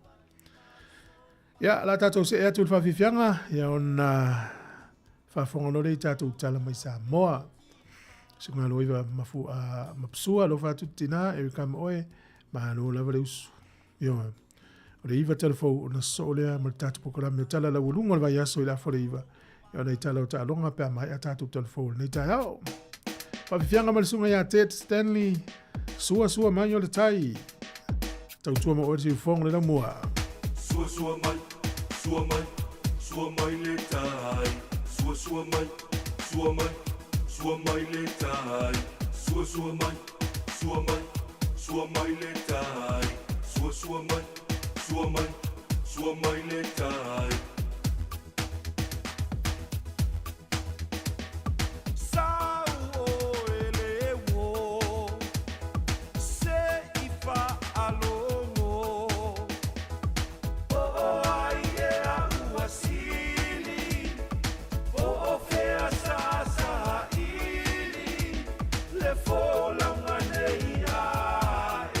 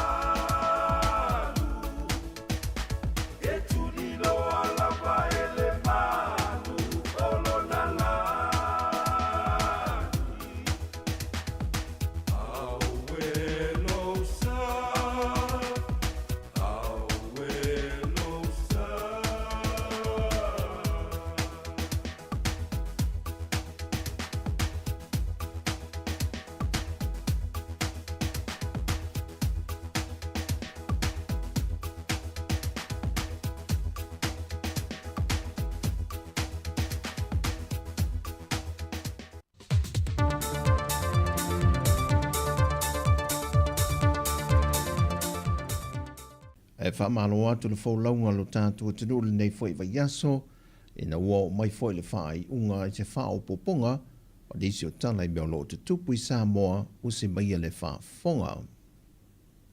Ua tau fia mō se teimi le tu mau, le toi whaatau i nā tu le ofiso whaato anga, manu papalangi o mei tua o lo mama mo i le au whai whaato anga, ona o le tūlanga o le toi ngā whatia le vaenga o lafu manu, le maua leo ia manu mo le au whai lafu manu, e tali atua i o lātou mana onga. Whai loe le ofisa silion tanga luenga o whaato anga mwhai ngā whaiva, wa whautua ina i lātou le au whai lafu manu le o lo anga i atu pei le ofisa, mo ia mana onga, e anga i nisi le au whai lafu manu o lo o lava le lātou wha soa, ma mawhai o na whaatau ina mai ai. Na whaalia le ofisa sili, o se teimi le lumanai, o le ama whai on toi tari atu le matanga luenga, i ia mana onga mo i lātou. E le i aise tō tasi mai i le se fulma le tasi, o matai matau le lea mai le afio anga le whangoa li i savai, na mawhai o na sao mai i le whaasalanga ma le unga le whaamasinonga, lea ua tōlo lo wine le vai aso le nei, e se ngā yo inga o lātou whaatinoina, e se tasi o matai o le afio anga lava, so o alo a siata lepa tuhu, na saisai e o na a au i 5 mawae, matui e le amo, matau sa e ane i le a ai o le afio anga. E le whaai unga le whaamasinonga maa walunga, le fionga le whaamasino ia le iantau o le Sir Derek Clark, o le ngāio inga na whaatino i lātou nei, wa le peti e le tau le leia le ngato le afioanga, au tala ave atu i le lorolangi, i le au maia pe i lumai le vai tau le nei le swing o le tana le lei, o tū maanga le atu no ua leva on te tau na le toe whaonga ina. E lei awai atu le na a fia i tō lau launga o le whaai unga le whaamasinonga, e na whaatu mulia le potu whaamasino, e le tō telo le mamalo le afioanga o a ingo i lātou nei e tō se fulmalitasi, na whaatasi atu e mōni mawina le whaamoe moe. E le o se whaai unga na talia ngofie e a ingo i lātou nei. Au tau whai malingi loi mata ma whaato whaatu, i le alu ese atu le pasi, mai i le whale whaamasino mo le to ese i tanu malala. O le whaasalanga maa walunga o i lātou nei, o le lua tau sanga ma le walu maa sina, a e tō tasio i lātou lo whaasalaina i le nā o le fitu maa sina, e nofa sala i le to ese. O isio i lātou e ta i lua tau sanga ma maa sina e 5, ta i tasi tau sanga manai maa sina, na whaamawina i le whaai unga a le whaamasinonga. Na iloilo le komiti o whaalawalawe tup whaafose i le neiva yaso, mai whaurulunga o nisi o mtanga luenga e ao fiai, ma le matanga luenga o tupe, leo no wala wina leo lea tunu i se polo a inga mo whaalawalawe tup whaafose i, mo se tolu se fulwaso, ona o a fianga lele au sia lea ele whaalapo ptonga o le malusi angatau ele tise, o le ele tise o lo mo mia e pisi nisi ma company, o matanga luenga ma ainga te tasi o lea tunu i le moto o polu. E tasi da wala lo whaonga ina le EPC le teminei, o le whaasoa soa le i sone o le ele tise o lo ngā whatia, ma le tatalo i mawhai o na taunu vave mai lea tunu wafie 5, lea o lo tādia i fiti ma neu sila, e tau whafo o le whaafita auli lo iai le teminei. Ma ue au telefo watu i nātu whaase a lau whai pisinisi ma kampani lea tunu, i le ofisa o pisinisi a la manuia ma leipa, i le tele o a fianga wa a fiai la tupe maua, ma mea tō tinu o whaaleanga ina, ma ia a fianga ma whaale tonu le wa iai le tise. Na whaadia le whina ngalo le teitai o le tuanga i le mata opu lava le nei, e iai ati na e wale tala whia ngai o na ave i ele wha mua mua, le ua tula i maile mana onga pito i silio na mo o mia le antunu, ai wale ai se leni, sa te tau na whaatino ai whaale tonu nei. O a filisi whaafai ngā luenga 5 le o le a awina mai, e tā lia ai au kuso le tau sanga le nei, na whaamaunia mai le teitai o le atunu, e te tau na tau nuu mai iafi lua, le ua fofoina le kāpeneta, e te tau o na whaatauina mai. Wa toe te tala nei le mtanga luenga o leo, le polo inga sa tau fia le tu mau mo se vai teimi, le toe whaafowina leo le restala mola au malo se tanga i te tono le atunu, au wha ngā solo isu enga le mtanga luenga, e sa ili vaenga ia o lo tūlai mai e pia lava whaafita auli, e a fiai la au malosi ma mao mawai soifua, ai maua mai e la au malosi e le ngate le whaatanga ina le atunu, ai o loa o fiai ma la au malosi, o loo whaatanga le tūla fono, ai e le o anga i mai la to o lo umia, e whaafowina lei sene wha le tūla fono. Ta ue awa paolongo i tina Filipo, e wha maumonga e silia ma le 5 au malosi e tanga le tūla fono, o lo umia e nisi al mamalo le atunu, e le i resta la hina. Wato e te tala i le awanoa mai le mtanga luenga o leo leo, i le tu inatu le i te tonua so se la au malosi, e au fima la au malosi le whaatanga ina i Sāmoa, e au noma ni whaasalanga, e tu inatu ia i la tau. O tala fowia, manuia le whaai unga le vaiaso si o tātua tunu pele, whaasoi foia.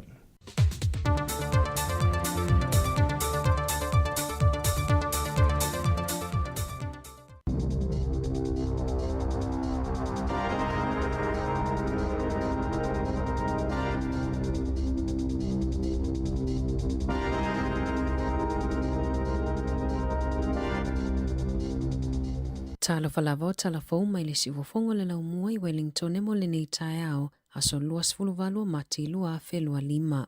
Ua filifilia le tamaita ia Dr. Corina Gray ma whaatonu sili fou mo le public health po le soifua malolo ina lautelea New Zealand. O le tofinga fou ua ia Gray ua suitulanga ia Dr. Nicholas Jones lea sa whaamawai whaafua sei mai i le tofinga ia Februari. Sa whaamawai mai Jones mai lona tofinga ini nei vai aso ta lona whaamawai le pule sili o le Health New Zealand. Whaapea le whaatonu sili o le soifua malolo ina Dr. Diana Sarfati. O Greyolo avea nema taitai fono i le National Verification Committee, po le committee wha amautu mo le ave ese o le misela ma le rupela. O lo avea foi o ia masui o le National Mortality Review Committee, wha peso esu enga mo le soifua malolo ina lautele. E awai foi Grey i le committee mo le Cardiac Society mo Ausitalia ma New Zealand, ma e ai foi totono le Public Health Observatory mo New Zealand. Sanga lue mua o ia il matanga luenga o le soifua malolo ina, lea sa avea i mawhauwhau tua sili o le soifua malolo ina mo tangata Pasifika, mga lua i le pule ino mata upu ma le sa ilia o feso o tainga i le taimi o le tali atu i le COVID-19. Whapea fo i manofoanga au tu e whai ai tui pui pui. Talua i nei sa avea masui whai lau tusi o whainga whaavae ma mata upu i le matanga luenga mo tangata Pasifika. O isi to whinga maua lulunga mo isi la lao le soifua malolo ina o lo oava noa pea i le taimi nei.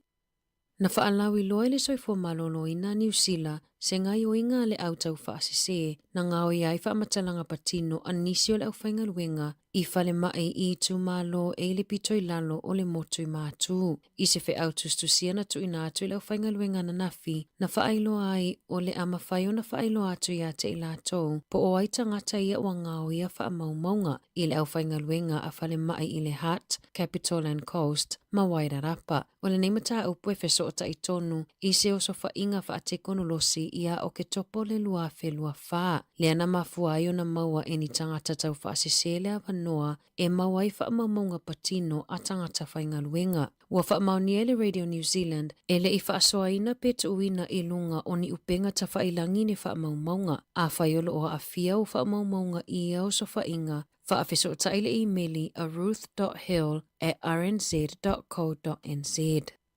Ua ia le whaatanu sili o le whanua tanu i Waikume te le pule ngā nuu, ona o le whaatuai o na whaawau o le elinga mga luenga i le whanua tanu, ua tumu ma ua le mawhai ai o na toe lango mawai nisi. Ua taofia mo le taimi nei le toe tanuina o tino maliliu i le whanua tanu i Waikume te se i o le lua whelua fitu, i o atuai ua mai au na eli, mawhaia poloka e valu se lau. Whaalia le whaatonu sili o whalemaliu Rachel Benz, o le ai se a fianga i ainga i le ai, o le whanua tanu o se tasi o whanua tanu pito i te le New Zealand, ma ua lewa o na whaia whinaunga o na o le tele o taimi na tapuni ai i le lava o avanoa mo tino maliliu. E silia ma le fitu se fulu afe tangata o lo o lango mau i le whanua tanu, sa tatalaina i le afe valu se lau valu ono, o tangata Pasifika o le a tele ina a fia o na o le toa tele e whaima maasani leo e asiasi i tuunga mau i aso saa. O le taimi mua le ua mawai I New Zealand se whaia o ngā longonoa, pei ona lipotia I le Radio New Zealand le susunga ia Philip King, le ua avea mawhaia o ngai se tasiwa o ngai le tunuu, e longonoa mana te whaongaina le New Zealand Sign Language, e au ai tamaitia o ngā, I le aso mua le ngaluenga na tuina atu I ai le wasenga ono. Masaya whaafelo a ina tamaiti I le sipela I noro na ingoa e whaonga ai le Sign Language. E whaasefulu ono tausanga le matua o King, masa soifua mai lava I longonoa, ua avea o ia matangata longonoa mua, ua avea mawhaia o ngai New Zealand. O le lua whelua tolu na a matawhaingalwe ngai King, o se whaia o ngā reliever inisioa o ngai Aukilani. Sa iailo na popolenga ina I le fia tamaitia o ngai a te ia. Pete e na fo ia o ngā o nai longonoa peitai na moli mau King ele I tupu lea tūlanga. O le lua whelua whana tali ai elea o ngā a oranga I One Tree Hill. Ma whaafainga luengai nai o se whaia o ngā tūmau elea o ngā matuina I ai tamaitia o ngai lua se fulu I lana wasenga. Moli mau tamaitia o wasenga mamātua I le whaafia ina o alo mawhanau o na oia suinga. Whaapele fia o tamaitia King I ana metotia o loo whaonga e kiliwai nai mata upu tauia o ngā. Ua whaalua ina le numero tangata mali liu e o ese mai le ED ai le iwa aia se fō mai. Na whaalawilo mai whaamaumonga fōa le soifo malolo ina New Zealand. Le whaalua ina o numero tangata mali liu I tono le tolu se fuluaso. Talo na toi fō I ainga e le iwa aia se fō mai I le ED. Whaalia le soifo malolo ina o loo whaawa u peo na ngā lulu e le matanga luenga e whaale leia lea whaafita auli o loo whianga I nei mawhale mai. Matau mawhai e fō ia mai le whaafita auli o le umi o na whaatali I ED ma le lava o fō mai.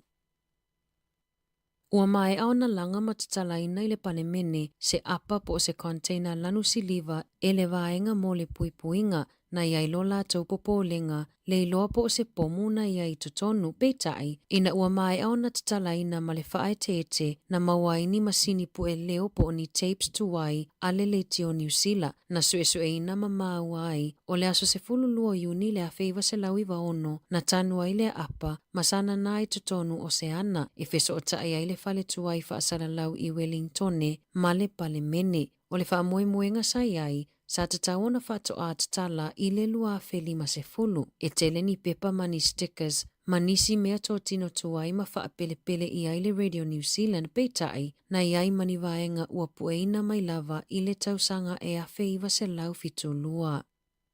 Na toi suia se whai unga se kamupani inisiua na le talia ina I le talosanga a se tau le alea na sa lia se isi taavale le taimina ia tuua I le paka o taavale o le mafua anga na te enai e le kamupani inisiua le talosanga mo le whaingo le taavale na leanga o na e whaapea sa o na sa ia I le tau le alea I le papia ia Iuni I le tausanga taluai pe ona whaalia le au nanga e ave I ai whaasea mo mata upu tau tupe le FSCL sa tau mawhaini pupi se lua I se taimi e itu la ma le kuata e au noa ma se tau mafa. O le taimina ia tuua I le paka o taavale na sasalia tuai ma se taavale na lataane. Na ia ave whaamaumaunga I le tangata e ana le taavale lea na ia sasalia o na anga I lea mamolisa na wo I le fale ma toi alu loa I le fale. O le taavale na malangai o se taavale ale kamupani. Masafa ia loa le fale whainga luenga le talosanga mo le inisiua. O le tala le tau le alea na o le lua na pia na tau mafa. Na te ena le kamupani inisiua le talosanga mawhinau e whaapea sa o na le tau le alea. Na ave le whaasea le tau le alea I le FSCL e whaapea e le taitai lavo na ia avea se taavale pe a o vātu ma le tapula a o le ava malosi whaatangaina ma e le talawhea ngai le whai unga ua te e nai le talosanga a lana whale whainga luenga e le aise suenga o lana maanawa na whaia e le I awai fo ini leo I le mata upu pe whaapea atu ua o na ma e le mawhaio na ave taavale na whaalia le FSCL e tatau na umia ni whaamauninga o le whaasua a vao le ave taavale o na whaato ate ena leo le talosanga. E te tauona tutongi le talosanga e ui o le whaamatalanga a le kamupani inisiua o lola tau popolenga o se polisi mo whainga whaapisinisi. Ma e fo e tūlanga matautia e feso o taima ave taavale e feoa ai taavale a kamupani ina ua mai o na inu ava mahalosi. Na ta ua le Consumer Protection o tangata e inu ava mahalosi ini na itu la a ole itu tupuni whaalave e te tau lava o no la tau whaailoa. Tu sa lava pele o ausia le tapula a e le te tau waiona ave taavale a whai la tau te le whaailoa ina e te tau ona te e nā la tau talosanga i le inisiua. Ua whaailoa le popole o se tamaita i New Zealand na mawhaiona mawalona ta maamoni o no le fesosoani a se kamupani e su e na i le DNA po o le vaenga e ilongo fia i tangata taito atasi le e whaapea ua ngau ma ua ia whaaleo i nai ma se lapata inga i le lamatia o whaamaumaunga patino o tangata taito atasi o lo o umia le kamupani. Na whaailoa i le 23andMe o atu i natu le tarosanga ina i aloa ia le ngau o le kamupani i le asonga fua ma ua sa ili fo i se kamupani e whaatawina. E ui wa fola i le 23andMe e pui malu i whaamaumaunga o tangata i taime o le a whaanga soloa i le iai o le pisinisi i le atulanga whaale tonu ai ua fautua ina i le loia sili a California tangata ina ia mawhau pe ua tatawana ta pea la tau whaamatalanga o lo o iai. Na ta ua e Rebecca Hamilton o New Zealand o se kamupani ta ua mo ia ina ua ia sa ilia lona ta maamoni o le taimi nei o lo ngā lue o se loia i Washington ai o le whaailoa le kamupani ua ngau matu ina atu i se isi kamupani o se mata upu o ngā tele o no whaamaumongo tangata i olo o iai o le ama whaio na whaatau atu. Ma sa whainga tā tele o na ia tape ina o na whaamaumonga o lo o iai i le 23andMe e tusai ma le whautuanga. Tala fōwia mai le si ufofonga le laumua mo le nei vaenga o le tae ao.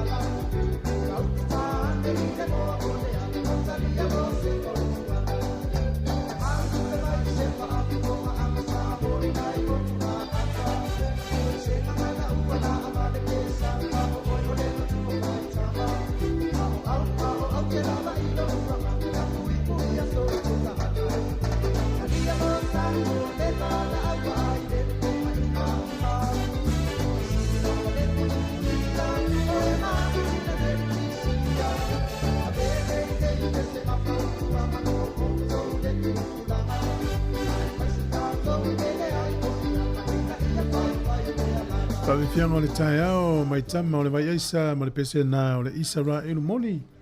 Ia, na wase e mai le vai le wati lea ua luas fultasi minute ute i le iwa. Afa le iwa le porkalami o tala la urunga le vai asa o le tatu porkalami o le ase singa i le afa le sfulu tasi o le porkalami o le ina i lau tina mata mai. Tatu sfulu lua tala faufa a whiwhianga o le awa uli. Tala tasi o le tatu porkalami o le lalo langi o aso nei. Ia mana i whawhiwhianga se i o atu le whiawhi le porkalami o le pwoi whatini. Ma le tautua le nesi ufongo le mua. Nā le whiawhi, ta aloe le Hurricanes ma le Waratahs o le ta alonga le whai e Wellington. Fitu le whiawhi. O le pō ana nei, ia o le Afaleiva le ta aloe le Brumbies ma le Highlanders. Ta alonga le whai Canberra, Australia. Crusaders ma le Moana Pacifica o tai au le fitu i le whiawhi ta alonga le whai Loa Kalai Estete. Ia o le isi ta alonga o le le Force ma le Reds e ta alonga le whai i Suncorp Stadium i Brisbane i le Afaleiva le pō tai au. Ia mana mia le Hurricanes le malo ta alonga le te utuainto e maua sona avano le top 8. Au kilani ia au te loe te soolon whai ina se lua le au le Blues. E una whai ngata fo into e sua se avano i lunga. O le maua le avano le te minei. Ia o le whanga solo ia le tamilisanga le NRL pe ona whanga solo ai au raka piri ki Australia. Ia mo la tau e lango ina le Warriors o le Warriors whatata alo i le sa i le fiafi. Se fiai le taimi e tau matamata i talonga lea. Ia pe se fiai lau taimi ma lau tau te lau taimi alu. Ia mo la tau e lango ina le Warriors. Talonga le pōna pō, manu malo la piti, luas furuvalu, o le Panthers es furuvalu. Whāwau pēnu whai ina le au nea le Panthers, ia le pōna nei o le Titans, ma le Roosters, o le Dolphins, ma le Broncos, ia o pōna nei talonga i e lua. O le valu leisi, o le sifuru leisi. O le, to tele tama sata alo i le au le Wallabies, ma tama sata alo le All Blacks. Ia o le ua a mata o na lau malu ia maiona to ingoa e piki ne Ian Foster ia ma la tau ia la whaia onga i le au Philly a New Zealand Australia e whe tau i ma le au Liona a lau umana wha lau loa le au Liona fitus fulu lima le au malanga fitu lima le au malanga Liona le malanga me le masino me e a ngai mai Australia e ta pena na tau ta alonga ia yuni mai ulai ia whasolo atu ia au kuso o le malanga lea ia o tālonga nei ua lewa na tongi pase se o istangata na tongi mai lava i le fia tau sangata rua ia ona o le fia ia i tālonga nei Liona pe o tatou iloa le awa Liona e malanga ma avean tangata mata ia o nisi o suafa le ia i le nisi le ufa e mo mai o Richie Mounga Aaron Smith o le fia ta alo i fo ile lilo koit kupa fia ta alo i ma Israel Folau ma le lile o Wilkinia. Ia lela i pikia le au po ai o le ata alo le au na tatusia i mou fo ni tato met Sāmoa. Tasi lona lana i le au pele au le Pasifika e i fo i ma le au le au fili le New Zealand ma Australia e tele nei tamatua i sata alo le Wallabies ma le All Blacks ia matama fau ia a menei. Ua motu sia nei le whainga pa anga le kompani le mai Peritania o le Ineos. Ia le company le sa langolango le All Blacks ia ua ave nei le una kapia New Zealand whamsinonga ona ua le ami o tonu ia latou marilienga whapisi na whaia. Ia le lai e le to iaila le au nanga nei por company le i luma o Jersey o le au le All Blacks fitu marsulima. Ia whai so ofu All Blacks o iaile i ngona. Ia o le to iaila le whainga wona ia matauria ile mwhaia le e la kapia New Zealand no atu to e mai uma o fuia vese le ngoa la ta ua ia company le na mai Peritania o le sia tatu tala o fanga solo kirkiti e me solo taito fitu fa ngol va yaso mana tu ele o to yesi au sa mo de fitu nei o lo o pangatia foi ia le au New Zealand la to e le tulanga ia o le leite le au i le temil nei ia o mai al por kala me la to taia o lo fatu ti resa ene sunga Eddie Robeck, malo ngā lue, manuia ne yaso, ia le sunga whauriru puriata, ia malo la vauzo, se felina vaoa, manuia o le tina, sunga aveau na ama, aveau o lo fatu mo la sunga, E pi Josefo, sa o le oi les mua pe wila les tau whawalea. E le tā ua te Stiva, lo whātu porokalame malo. Ya. Oi, pira pailate tuisano, le mafuta mailo hata malo pira. Lo whatele atu porokalame le yaso. Ya, malo pio nisina ta Lucia le tipi, ngau isila, whaftaisione tupai, tina ya lupe, Malowinski, ya, Erika moe, malo lava. Taurunga lo tatu porokalame le uta pena mailisi porokalame le tatu. Ia o tala la urunga le vaiaso, whaftaitele le aturu.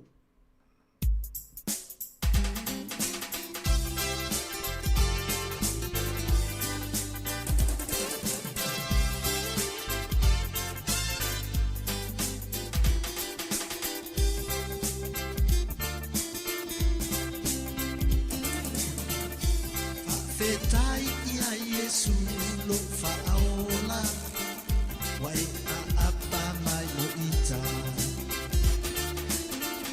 mai faaola mai lo nei ya nganga se manui fano ai luleanga po ia ua mana tu mai ai lo nei ola ua le Lotama ia faatasi mai ile fola ngalo ofai pui mai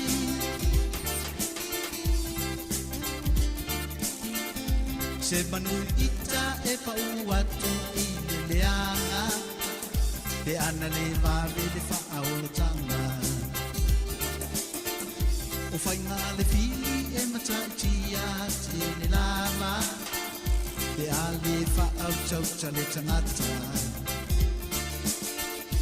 o usoe ina li liu mai aia lona toto ia ta ua talia na maliu ona oe mau ia ta sawa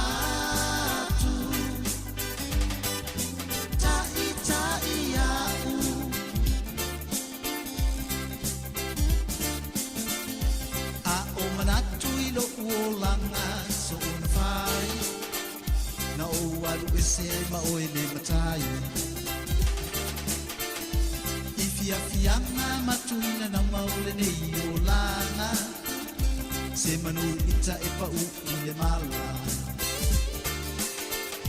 pa fetai no a pa mai pa fa atonua u ia o poto ai abatuia olo uneiola e tautua tuai lo umatai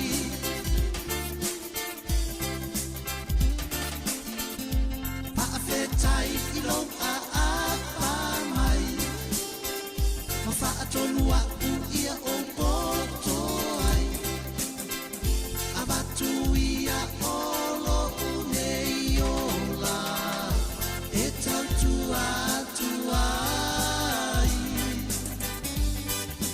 lo umatai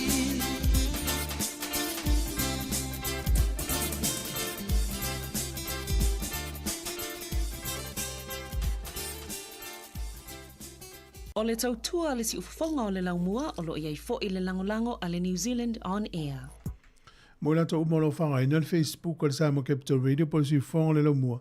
E i fasala unga se masana sa lungo comments il vaanga le e fai mai au tustusinga.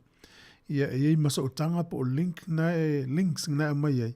Ia ua lawa te o mia na no tanga ta pe ese o le fu o poloka tu le tato ofisa na i fasala unga se na la utau favalea. Ne e o mia na fai na ile oi.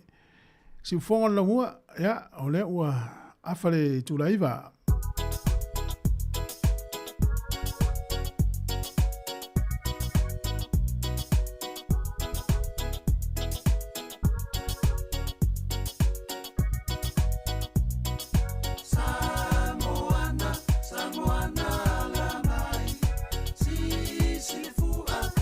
Fatu e tanga vai, ule matu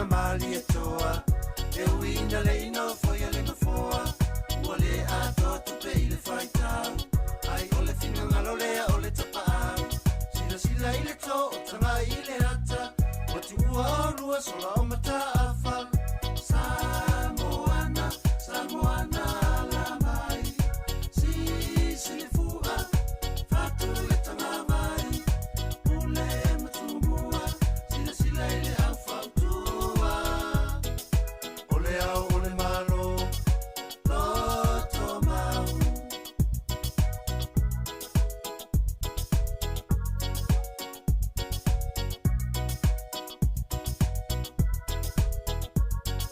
Sāmoa e ua tau e muina ua lau lau solo fai mai e mativa ai leilo Moso oi sili sili le manongi Ta utino mai lo ta ofi Mau salilo fa amaoni Tu mau pea se io o ile oti Ta la la la, ta la la la Afio oe ai aluita Tu ye oba ilota ma Tofa ina soifua Langa alif sili sili le sasala I tu e fa o Samoana E fa atosina yo anganga Ya te o e sunga le te ine tau sala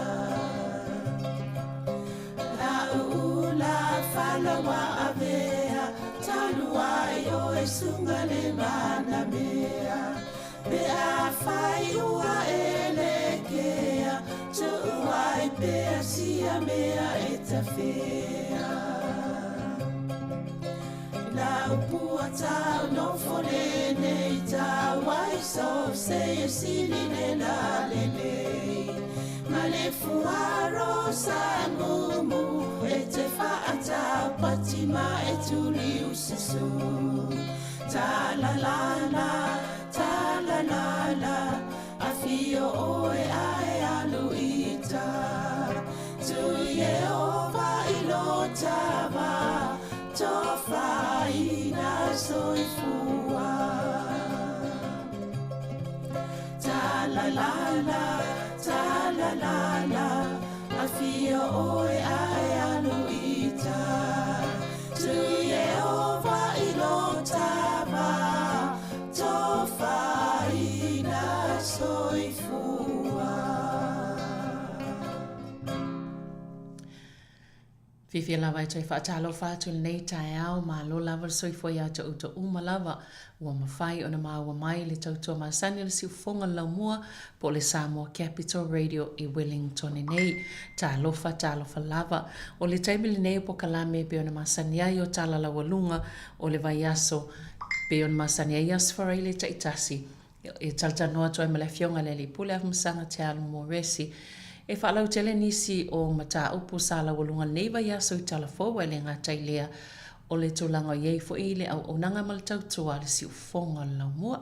Ta alofa, ma alor sai fo lau fionga masanga? Ma alofo i a Savelina, ta alofa fo i le maulunga o le tatu o siufonga laumua. Ma alo lava le sui fo moma langi ma.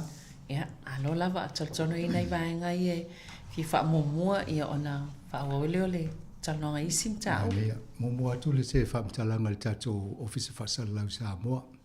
O whatau le tato generator, nanga i stay bi len tau whai whasal launga o le taunu. Ia ona o le tūlanga wha le tonu o le power, o le tise i Sāmoa. E le ala ua anga e tato e whatūlanga lea. Mua ina ia sefe i tato masini whasal lau. Ia ema le tato security camera. Ia wa pel pao o le ola ia me pueatana e pui elef. Le fo ngal peng ia Malaysia va ngole va vai fo I fa lau ngata sesa e ti mina fa ye ma motu te ia o pel pa ia no fa le tonu ila ia moto o fifi e fa longo ia ta sesa sa mo pe mai mofo ia tu langa na we ta to la o fa motu le masidi le fa wa wele le tise ia pa fa le tonu ni so temi o le o mo le talai I tātou talafou Sāmoa umi lava stai o tau whaatulanga ele tise Sāmoa. I tau wholana nofu sauni ele ngata ya tātou ia a tonu whapena o mā company Sāmoa. I tau nu whaini lato afia mo generators if so soania I lato fo I pisinisi. Tisi vaenga fio se tala I le tātou ngaruenga lawa nei. Ia pēna o tala nol tau sanga mbai. Sa tala noa ma le ofisa le whaatupea ngaruenga. Ia ele I eisi swinga o le tātou tupele mo mai lato. Ia le taimi nei o lo ngalue I tātou tala folele o ngaruenga le tausanga whaatausanga. Ia whapena mo le whaatulanganga o paketi ma talo tupe. Ia o le loma le fono le vāse fo tala noa I foi. Ia po le ase tūlanga o no ia aere la fole li poti ma tausanga fo I mo tau tupe. Ia o tu la so fulfitu al masina fo ia wo ye te tonu o le New Zealand on ia. Ia tausia le ini swinga tele le tata wa tu whainga malole ne o le te sui o isi paketi o le tu taunu o fisu ia. Ia tausia o le vea tu mtato. Ia te utato o vai me wa la tu sai dinga tu pe si fongo la mo so tu pe fa tato fa wo tato fa sa la. Ia pe o nei vaenga na le nga lue tu langa la vol tato nga lue. Ia ala so longa le ia le fa nga so longa tato nga lue. Ele tausanga o vai sa fa yesu nga tato por kalame. Ia me se fo ma sino yan worry. Ia na tata no atuele ni so swing of fa nga solo fo le mo tato fa fonga. Ia po kalame na ila utina.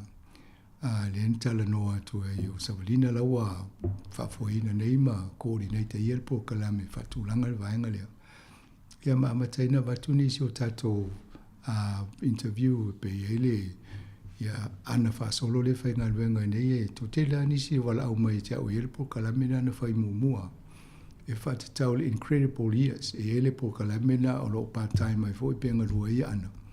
Leo ngā mo mana malama I hutato I tupu ango halom whana witi. Ia male so ona sasa tātou ma awa wau ia aile o naile I tai ato o tole ma fawhau o le tama male teine. O le tāhua na o po kalame na ina ia mana malama I tātou. Pela wana utala noa tu te mumu. Ele na ua umana matano fo ele umai al po kalame.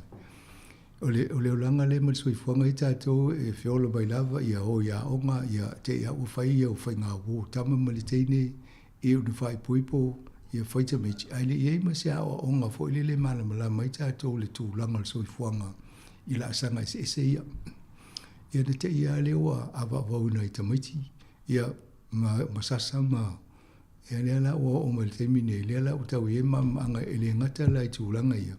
Ia whapena maisi tua nganga se ngase le autism le na whatala noa fo tato por kalame. Atunu o mta upuna e au ngai whaima to I tātu ina ia malama I tātou I por kalame ia. Atunu ia nisi whapea tāso o mai fo le por kalame o mun whanongolongo ai. Ia ene leia ia utau le mai mua mai lungo le Facebook ma le YouTube. Wai me whai ana e toi alu I lungo le o ata ia mai e toi matamata mai mua ai. Ia nei tangata ia whalolongo mai le tasi ono te si ma le tasi whamu. A o mali pol kalame nei, ia ere toi maua la tau wangana, o toi ki o toi tātu. O la tau la na e le tau whai ele, e toi replay ai pe toi tai tātou pol kalame. Ia on sa I mai tātou ia Facebook ma le YouTube. O la e tau whapaleni le tau tua le tio, I tangata whanongolongo. Ia ma tau lio tātou le tio na amata mai nao le tio. Ia, o le tūlanga nana e whaima toi tāpolo kalame ina ia a muamua whasikoea le taimile na lu tau penanga o po kalame lona lua ina ia toi maua le awa noe whaalfonga le tato o whaalolonga I po kalame si ufonga lau mua. A misi a po kalame e ma te tatomu e te lele au ngā mo I tātou. O le winga ngā lento e tātou po kalame. Whapena fo la po kalame le faltua o le fo tasi o le whailotu mitisi o ana koria o le ana watu. Mane fo la na ia tu o lalo le whaonganga I o le po kalame le ina ilautina. Peu sana ia fo iwa ai le tūlanga mawhatia o lo elenga sanga se malo I Sāmoa. o le sa tal noa toi ma vava ai fo le tūlanga o au sia stasio o tamaitai le fionga le palemia ia fia me le tūlanga le o waule ina ila utina pe ia o tātou e momoa le tamaloa po le li ia pe o le si tūlanga esena ia ma le manana ia tu o lalo le whaonganga o ngana i tōnu e tala noa i tātou le ngata i tōnu o palemia ni Sāmoa ia o tangata fo ia e tusi lungo o social media ina ia tautua nā le whaaloalo ma le awhatwhata. Ia pe o le manau tina le tatou le tio o whaatala launga le siu fongo lau mua. E whai e le whaaloalo ia ma le awhatwhata. Mea nā ai tō te whaalonga mai e le te teisona lo te ma tō muta au poe roi ve vese i tātou. Awai ainga o Sāmoa. O ta la rana watu i tau sanga mo vai. E whape nā fo ina le muli al tatou le tio. Ia me fo ina e nā le tatalo a mata tatou lo polkalami aso uma i tau sanga te whai lotu. Ia wha waua i ala ia. Ia male anganga maulalo na ina ia tatou whaalwhani. Maua se atal tae au ai moli e toina i whiau tāu e tatou whasalaunga. Ina ia maua se mea o ngā e pe moha ua tāua le ata e mō mali mea o ngā le aso. Ala na ata uma e le lopo le almele tupu le so. Ia pe o whaingana o tatou polkalami o e nei. Ia pena i vaenga mōmona e whio istala Saulina. Ia e mantua le wha istala le wanoa masanga mo tina matama ita i o le mwhaiona whatanoa i tatou pokalame. O le mele wo e fu tamale o whio so lungo le fuol pokalame le na lautina. Ia pi whaingtao le tau mawawhapo la se ngoa le o le se pokalame mo tama.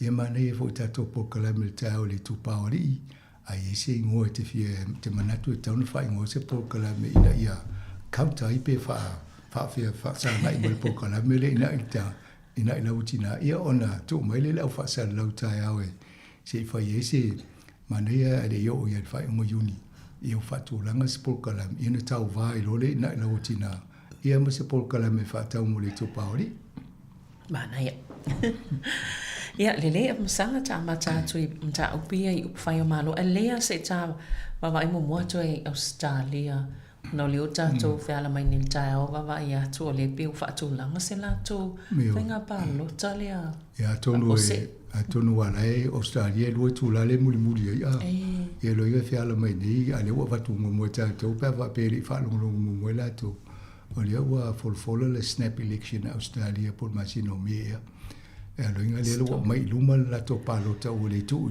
fa mo ta sanga ni pe ona ia a le la o fa mo mai ina ia wo vai ni malo le ia nei tau ai wola to lo la to e pe tau lo na fai mo le tele o le pisa o le tu mai mo le ia le la o fa ia le palo ta ia o me fa pe nei e so ona fai fo i su ia se fe se to inga fai mo fa pe tele fa pe ai fufu la to le tu langa o yele la to ta mo fainga le tau le fa fo nga le atunu ia ma fufu e me la e ala langa mai le tu ngai ko le fo inta to baba ia tu telefone mo Sāmoa ia sa tau avi to mo palmene Sāmoa la to pe fa se snap election se palota ai le umale le a fo tau le pa enga o le fainga palota fainga malo e pe ona ia ia le la o vai Australia le la tu mai luma ia te le lo ni nusila pe alu te fo tu mai luma ta to sa fo to fo ta to pa lo ta ia le pe ia le mu fa lo ai si vai ngo a to no de ro fo me on tu ai pe va ia tu lai il fa nga ma lo li nei Albanese ia pe o lai lo te le la to lai fa la to ta la na ma to o mai to pale mai no fa il pa engel ni ia ele over le triliona le deficit ia poto pe ta la foi de malo Australia ia de wo mo te mi nei la po mo na tongi ele o sa la lo to se la biliona to se la to mauna ia eu va fa pena la to pe o mauna pe a to no fa fi ai tanga te balota ia malai to fa pe malisita la ia o le tau fo o so fo nga sai sa ono te si mo fa e paseni ia le o ila lo mai le va o le tolu ma le fa paseni tu se le fo palasi mai la lo tu langa na pe o ni sina va nga ta o pe va i tupe fo i fa nga yo ia nga luenga a fainga malo ia na la usi mai la to le mau ai mariela o le o fol le avole snap election a o le vai aso ani le amatanga sa o ai atua ile TV Australia o sa o le fol sanga o la to paketi ala na tono paketi o la ta o e matupe fo i o tax cuts tusa o le tipia ai o lunga tupe i tala te de ora po le apa tu fa tasi le vai nga mo le triliona le deficit le na ia ma le paketi le sa o e to te le vo le si tupe e ono ai tala foi ia pe o mena fa fiele o palota e le popole pe fiele tala foi malo a fiolo lo tupe mo lo penka county o fifio o tinga te whainga ruenga ai whaitaria la o pol kiki ma whatuna e la tōma tongi le tupe ai tala foi malo ia pe o mena la eva va ia tuai a tonu mo tato au whaafonga foi ma le au mai mo mai Australia ia mana ia teimi o tato pol kalami tai au leo le ato tai au whaasoa mai foi o tō tōsi a fia wa o tō nai no foi i Australia ia mo tō wawa ai ia tato wawa ai la te tōlanga le ia mo meo te tongi e ala na o tangata New Zealand Australia wai le tongi mo lunga tongi o ia le foi la o saul fol sangan malo lea i le paketi le fto a manena fol sia le amtangol vai aso o le foi la tipi le pasene o le tax le la fo o lono winga ia la atili ale te lo tupe na tala whainga runga Australia moa ia pe a fofo ni New Zealand ia pe o vaenga na ia le fo ina a ngai to te lo ta tole ni Australia o le leo tupe ia ia to le tala fo le pol fea te lui te foi pa o le mena na tu ia o le tulanga na ai tato vava ai pofeanga i tato i foi si fai nga malo le lo pe alo le tau sanga foi le snap election na Sāmoa foi la to ia ni lo foi tato ni ia o tulanga i o fai nga malo e fai nga su ye fa pia sa ole minana le lima vai aso le la fa stope ai nei fai nga fa to sina vai nga ia mo fai nga balo ta Australia o to nga for sanga la fa pia e fa te eli tu nga ia le la to tope nei tu fa ta sila to paketi male betotia e tau foi tau na o in fa to sina tanga te parot e wale ule la wale te mie e a foi fai e a vola te o pack fire o si te mie e batu a te o to na vea morning ia asi tato pa vai ai sa lea pa be o tanga te fa fo mai o e palota o le isi vai nga msanga tanga i mai i fainga i upu fai o malo New Zealand mana i foi le so nga le vai to le to New Zealand fai foi le ita i o malo i to langa o lato so i fu malo loina Ioi, a fo i mane fo i ele susu nga le wa up ne le Radio New Zealand matalia fo tato te si fonga la mua. E ele tato fea nga inga una fai di masino yula tau sanga vai. O le nga lua i fa nga tato ia fo i talafo ma famtalanga bo mo le Radio New Zealand. E publicly funded le Radio New Zealand tape fo tato. O le senga e fai tau miliona la alo le Radio New Zealand ai e tai ato se afa biliona le mai atato e le ato se tolse la wafe ai pe o le mafuanga na la intala no le Radio New Zealand ia e ala tia moira tu le epa ia pe o ia na sa fiutanga i mawhai e roma wha mautua le whenga inga lea ina ia alo ia le wha maanga tātou talafou le wha lidiwa tātou matua ina ia maua tala ia o umana wha maonia e wai e tāua e tātou ngata wha longolongo ia watu tala ala i le le wha maoninga o tala ia watu e leo ni tala whatu ia manavanga o la lan sau ni su enga lea ia maua e fo i le ngā ruenga i whai le Radio New Zealand. E a mai tangata lai whai su enga le universite o tāko university la i tangata le na whai le university la su enga. Ona i tatunu, e tau o na siaki i soi fo malolo ina o tangata i taita. Po sa ngā ruenga fo le whan malo, po le ala wa sewe. E whai ma siaki soi fo malolo ina wau si taimi, e a fia le whatinongo ngā ruenga. Pele ato toa le malusi o le tino o le mafau ia matulanga o soifuanga. No folola to faile susu ai fa tau i tangata na pale mia New Zealand. Ia mata me tau sanga tasi iwa tō se fudu. Ia whaitau otu. Ia o se Joseph Ward. O ia nā pale mia na ia mo te mina. Ia o le fitsu whatau sanga o le sto ina lea. Ai mariu ono mai aso talu na whamawai mai maltofi. Ia ai mariu. Ia o le tangata lana le whapea ai. Telefo ia tūlanga o ngase sa iei. E wha pēnā nā e tangata na tonga lua ia. Ia ngase ai le whailua mai ma whai se fōwhanga. Ia sauele ia Michael Joseph Savage. Tau mō la tau fo i e whaisusu e ngai po i mta upo tau history po tala whasol pito. Ia malama.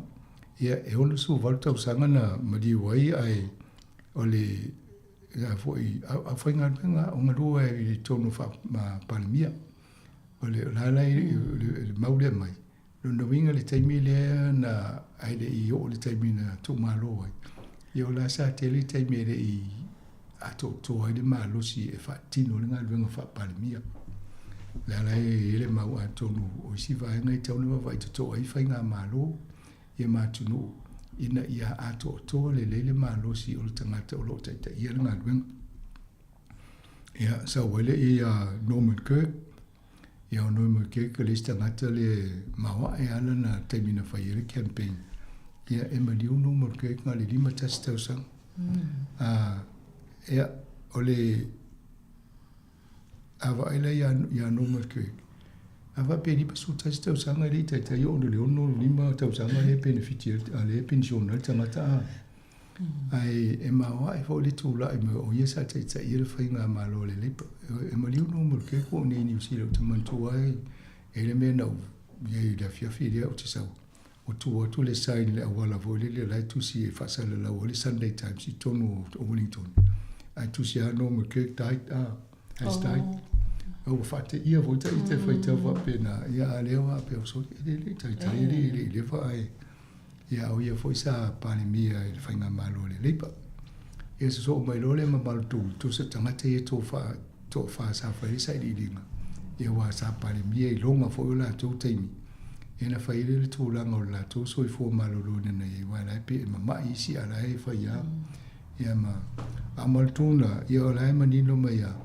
E o nā malutun sa ino, tal tasi waweao, ai whailan fo sa ngala, whaile snap election. E o e wailan mo leanga le whaingo le tonu ala e ona. Ia na toa ili hanga le whai ina ale national whainga malutun. Ia wa lana whai o nāna na whai unga lea. Ia me sa tawana whai fōfō le lei. Ma le so e ngana e pe fōringa mai. O isi tono pati e nā e la tō ia tūlanga whane, tonu le ele la taitai. A o isi fo taitai, e o matuna le melwhai taitainga. E le kia ma le tūn po ia tā pe ana o ia le pule ato o le ngate le malo, o le pale meni. E mai e tia o le whai taitainga ia Donald Trump. Taimi le ia, e le o kia Donald Trump pe ana o ia malalangi le. O le o mana o ia whai umatono laulangi ai le o ai e whai momot. O mautun voi o le vai taimi le na ve se citizen voi le o tangata Sāmoa. Na, o matono to taimi tono ana na whai e fo le tono na mai tātou. A o lesi tangata le na whai le taimi le na mali li o mai tangata so sutasi e tangata le na whana e au e fita New Zealand Sāmoa. Ia, o i fo i o vote e le taimi na po se i wai whale atu. O lai mai, to e de ai ma sanga to lana au whainga luenga na ngarui. O lai malo lo mwhoi wale, vo ma sanga se palmia. Ia ai tupu mele Sāmoa. Nona winga, ni lopo ai tu whai e tonu wa pesa, tauna whai whalei. O whatei e ma mali diwa i fōtanga te Sāmoa, ono le leo tangata ina whafoe le malo. Ma tea ana ato to le malo si, ia ma whai whalei fōfua. E le tupu na whalawelawe Sāmoa. Ia o mena e tupu pia whai ngase ia i tonu o ngāruenga. E te whaere tonu e fua ia whai mali leo to e fua isi. Ia a tonu e mani e fua ia e so e mani o whai e mua e mai e se wha tupu manatu fua i atunu ina ia fua lea la tu taitai. Ia wawa ele tua i ngā ngase na e mo i whai ngā malo. Ia ma fautua ina fua ia taitai mai la tu e. E ia au wala e whai ngā malo ina ia tō while mu. Taon. No winga lana bala au ai Muldoon le snap election le pol whinga balo tali ale ana wha se o lai. Yo, ai awa fo yo te minga ke vai tō TV lai tō mai o lai tau marua ma whamai e pe ma ata voi pe lai tala no le papua. O te mantua no ma vai e au ia. Mo le au whafonga fo sa matamata e taimina. E wai i taimina lau te whainga ruenga e te savali e lumo le palemini. E isia taimi te loto ala savali vali mele tama. Le palemia le pupu e le stangata maulunga tele. Ia ai pawa tele. Pawa tele toina. Ia o whainga nana e Maltunu. Robert Maltuna au palemia ne New Zealand ma wai fo. Ia malo se i vai foi ia ona toi whawau leo le por kalame whawtai.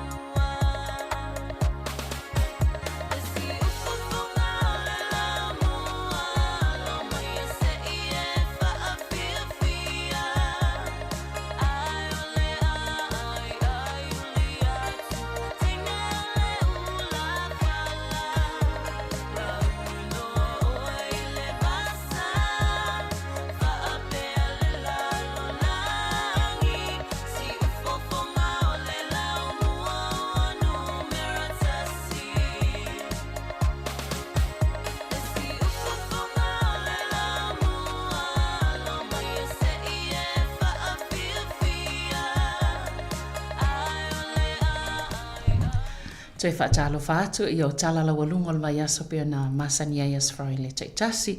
Msanga ilwa henga lea ia ono lea sof tau tono al tapu kalame malo wa soifua. Ia, lea o whai masui o lau whafonga ia matofue mato umane manuyalo wa soifua msanga.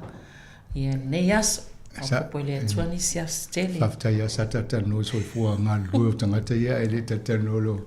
Ia whaalawe le oe whaalolo inga la shautu tato lanchi le so. Fafta ia pati mai. Tai lava.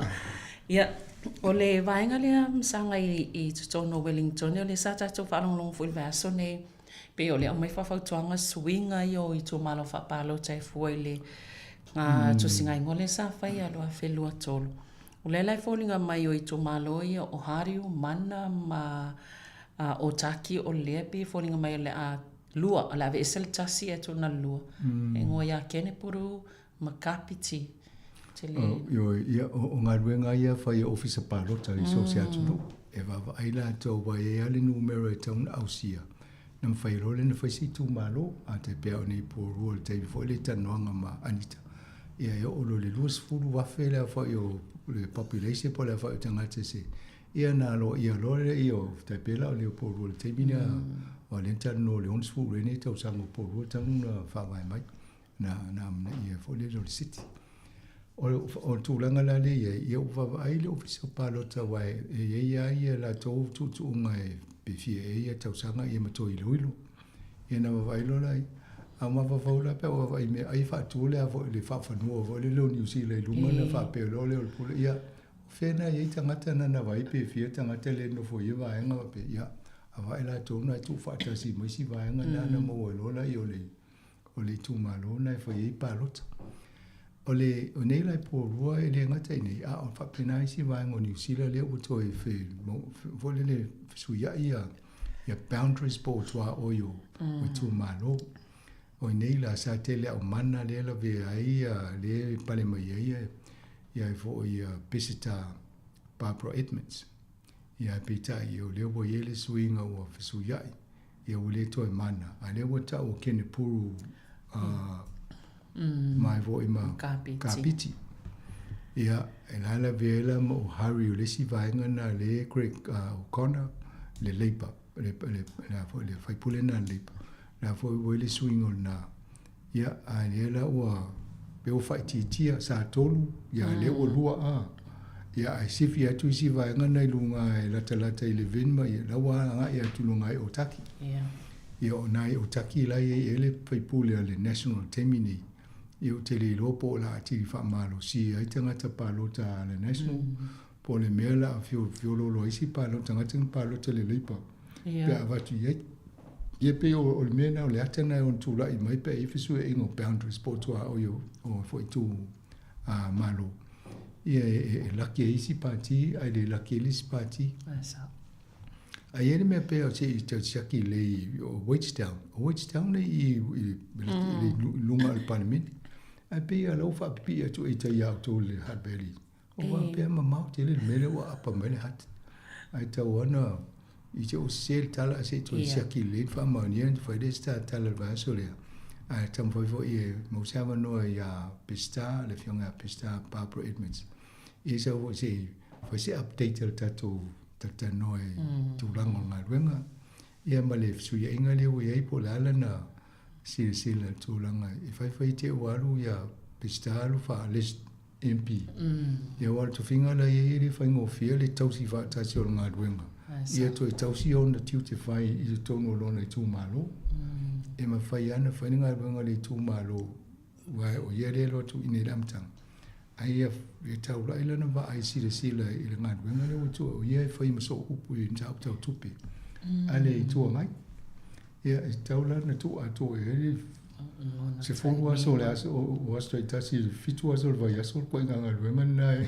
Ia wala ilo na tolu i le lisi a le lato vai ngā whaupawhai. Ia o le tūlanga nai tauna iei o te ilo te utupu le mena alo waina e pe o la wā mau e o na tu e tauna se e ia le lisi. Ai e sau sisi ta mo e atu i nei wale was fitu ia ia fo ia boundaries ia tua o le tūmalo.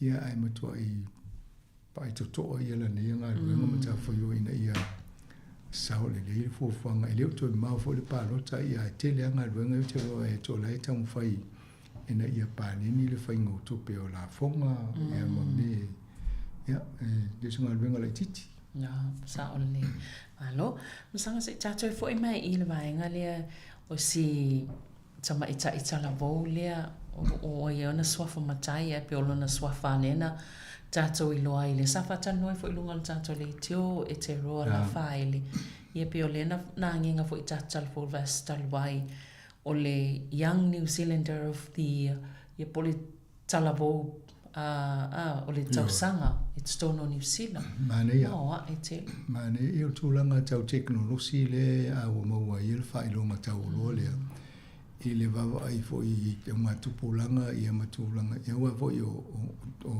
whamanuanga nei e nominate e el teimi e tau mai na watu le o swa fo uma o la tau e anga paa ma whailonga nei ia ona averula ia ele ngata le fili mai oilo o ia vaenga panoa le tenga lue o tele po au kilani ele na mai wala pe fainga ruenga e kilani ia no lo le te mi tu fata se fale fano ia na mai umolole i tonu umana fa ba fo ile le committee le ilo ma mai to le va to filinga ia na pa o se role o ia mai na to le ia o le pole e fa ile ia ta umelo ia o le o mamalo ia mo lo e te role fa mani anga le ia leva e to o le o namula ulu no o le ia po no ali e te role le ia fa unga la faile ia leva e to fonga po le muenga to ono mo tuai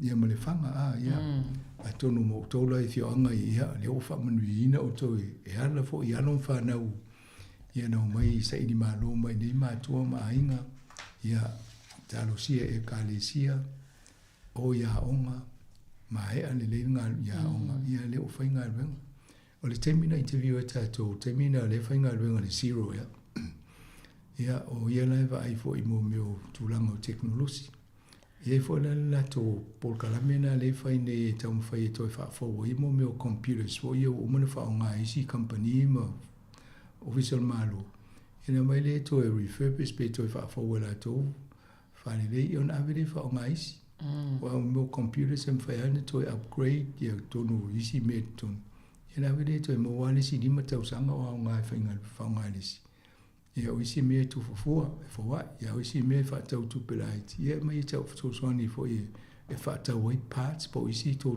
nga fa isi machine e tau ia telefone sa ole ana mo watu la interview foi e va pia o mena le tau foi ina ia ele pa Britania va pia bridge the digital divide ia o i tau foi fa la titi mai le vale i tato o nei tanga tele ni tu petele ia mala uma mea awai atato ole temil covid o ina nei loa ia le tulanga ese ole au tanga te tela la to ia mana i ainga e fa le tango lima e fa ia tu ia mata upu fo ia ia onga mai fa ia ola e so longa le ainga tele tupe la ia umala to laptops po computer ma tu en final we lunga tamali tene fa ia na ia ona ainga de se computer fa ia onga le tele na fa ia university mai sia onga tau fa tau ia computer ia machine ave fa mai po Chromebooks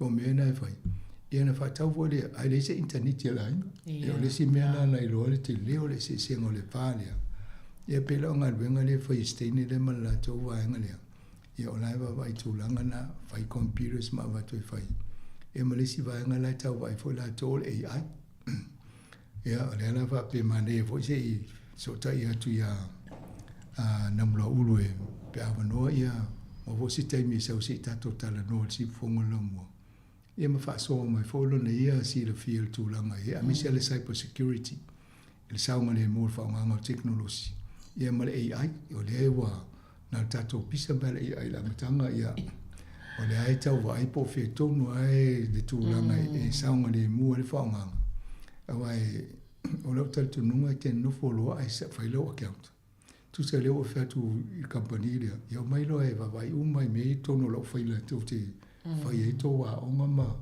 fa so atu la lang e vai fo la o ne so na va vi oso fa ile ai ma va ile le tu langa ile sa mo le mo fa mo al business I te weva e tu fa sa lau mai lunga se si na mo to ile me to tia to anga luenga na ol me mita ia e te roa ono na soifua matupunga e tono porirua ia mita foi porirua I alu yo sa tau le pat to mo porirua leo when they tato le tio ale wa young person of the year le o mo ia se I mane foi asauia ia ni te peka matano ma sinfo ia no foi le ia le o fa mania Sāmoa le lo Sāmoa le o mania foi porirua e mo I lai tau mai au kilani a leo na lau whanau. Na tonua manai. Ia o tai pe mta o pole te konolosi. O le isi fo I vaenga le amasanga o le tula I mai fo I o suinga fo. Ia o sawa I fo I mali tele o me pe fo le Netflix. Mo wa sui ai le tua inga awala. Tau te mata I televise ma tulanga fa pena. O le tato la lo langi le we nei o le tatando nei Namlauri e te roa o ngā tupulanga le ia whana nau mai wa amatana sui teknolosi te li ropa lana matua o soifua pe o lusu wono po la lo tos furu po stein wha mea pena ia o le teknolosi le wha o ngā nei tato e le I le wana ia le tele o teknolosi o computers ia ma mea o le tuso le tasi wa fit se fulu ena amate ona fa tau computers tono official malo ele ia e o mai ligo se fulu tele se official malo ele ia ni la to computers se telefone ele ai pe o le viten me le fit fulu mo tu puna o tele o ena amate ne fa tau ia na ta lo fo ta a o ngai masini tai pe o ni computers ai le on computers pe o ne le ne e fo ringa mai pe se computer ai ole tūlanga le o nei tātou tātou le Netflix. Ile whaonganga o telefoni whea ai matua I ngā awala le e te liva mai mo meo le o mo meo ata. E se ale awala le e a mawhau I telefoni whea I mo moana lo tala noa. Mawhai ona lafo ile I midi. The text. Ia le sa tala noa nil po kala me tātou le people le ana. Ia lewo Facebook, ia lewo ile Instagram, o tele aisi mau atua inga ia TikTok, X, ia me ia lewo le X ia na ole atua inga teknologi male tūlanga lewe nei, ole Netflix, ole siva awala lewo whaasala lau wai mo meo o tālonga, awa le Super Bowl mai si mo meo tālonga le whai o pi inga. Ia o le matua tumu tangata ina o mai me foi le o mo ka o gasta foi TV e te va e tumu mai le kengi le pitol fale tumu ai po mai ata vo le pe via TV o le tunu ia e tau vala ia ele ngata la tu tongi o tu pe o im fai to e po me to wat ia fto sa o le la TV o le telefone ia e po le na avele ia edit to atu o le lunga le TV ia mele wene ke le ane la tai pia o si tato por kalame fa ile wat sa o ai le to e po e teu to ala to le lunga al watua ia o le atana le to te mai mo mai o le e live apena vola o Netflix o la to la si me o ata o mona po e fa le ia na fa solo mai lo le por kalame le mai mo ai o le mena ne wei nei tato TV le sa masani ai. Ne o tato loa nei le an tatal no fo iwa. O ma wa tape atu si TV o le TV3. Le o fa so mai TV1 fo ile o vai to te lo si tanga te whainga ruenga. Wa fo i wale lawa tupe mo o tau wa mo to inga fa sa le launga ia. Le o tato moni mawina fo ilungo tato fa sa le launga lungo tato wala leo. Ia le o le tosu valu wafe ia tangata ia muli mai whaasala launga tātou lunga le Facebook. Ia ai lalo mai le luas fulu tangata i lunga le YouTube. Ia e lunga al tātou tasi o no te si mal tasi. Ia pe ai wao le lua fe le lima fe tangata le i loa i la tō pe atu whātasi tangata i ainga a. E whanongo mai le tū i whane. Ia au tātou app. Ia la fo i lesi numero tangata le po mai le Sāmoa Capital Radio app. O whaasala longa le ui ei nei. Matua i sui alo le mena i asola. Tasi ala la leo kilo le tio a pere ala leo o lesi au nei. Ia leo o ia isi me fai mare Facebook ka lesi alo na ia ainga. Ia mai molto te lo tangata. Ia luinga tau wala o vanga na ma Netflix wa o tangata ile matamati. O lai matamati si fo i ala ata ma a. Ole swinga na ne ui ni tātou le. Ia atonu mo tātou le sa taltano al fo ile ia tātou ofisa. Fielo po ia mai moa po le wala na te whanolongo mai ai pe mai mo fo. Atonu isi temi e whaistato foi polka la me whaasi noi pe whaafia o na mau e lau TV. Ia tale mau lungo me uturanga pea. Ina ia mana mai tātou le suinga le ulanga le ai. Monela. Ia leo pe watu le si lunga whisiria. O la whaafia na matamata mai ata lotu. Ai whaapea o isi le matamata si ata lotu.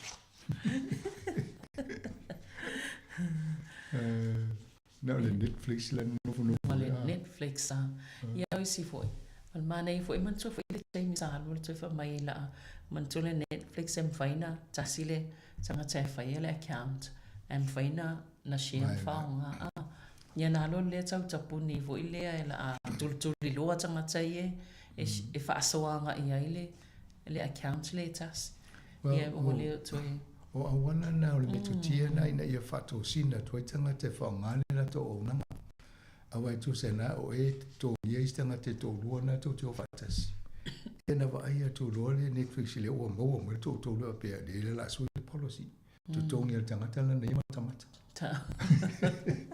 ia na fai tau piliona le to pe la mo la wanga la awa faina foi o nai pe le sky le tu le ata to tele o le suinga ia o te lo ai to inga fainga TV technology e fai me le to ia e tele na whaonga o mai koe ngā tika ai vai mo meo o telefoni whawe i whaatau nei o le o Samsung Ultra 25 ia o le 16 e le iPhone na ia i toa ngā ia pea o le me pua te whaile TV mena e me whaina no fo edit base fisu ia me whaale lei e o tatu o ele lunga ai a whaasala lau fwina e tele o atu ma se fieni loli fieni ka vale foi avele a foi na luanga po TV ma sini te tele ina ia sola ai lo malau mo pa le tasi tu pe te foi lo mo pa lava o te foi mena ai mo mai ato o la se futa lo le te lo po le o le ma lo si technology o te man tu a tata no technology ia sola o pa ile IT le official e ano e sta maleta to nga lu le to te filo fu ya John Linscott o ia na te no tu dia lu vai office ese nei mo ia saula mo pa fu i termina mo pa fo mi ia e na tala noa e ese text mo fa na fo pa tu lo tala ma fa nga lu mai mo pa na fo mo si ata ato wo ni ve pe lo kilani pe lo mo tu sa na tala no mai mo vai tu le ata yo me le tata no ya tala no mai ta mai ne se masini vo describe mai ya na fa tala mai le ta fa se na ma vo le masini le a ana ye me pu atel termina fa ngo fia la ti ja pe o yo te le lo le o le shape le ya pe la le wo ye a tala no a mata nom tasis o va te tasis ka mo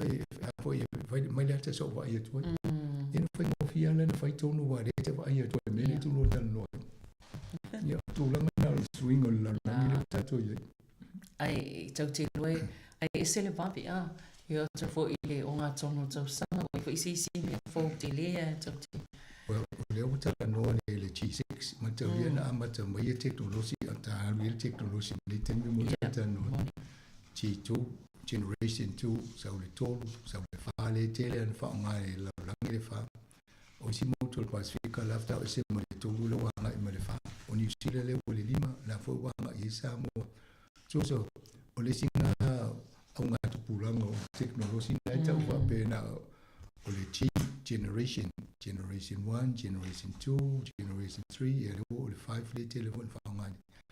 Ai o ane lima. O la ere ato to le whaonganga o le tau whaia me tala whianga ngai mo le malosi o le gen 5 Lona winga, o me ia sāle ma whai o na mawele text ma email. Ia o tamana tēno I tanga atu bulanga na tēno si au lai fō. Ia o mai wha. O leo amatana mawele text koe mo ma email. Ia to e matamata iata ia whaina mo mata. O so mai lo le lima, o te lea le suinga. Au tala no atu e tala no mai fō. Ia mena le ata le te matamata mai ai.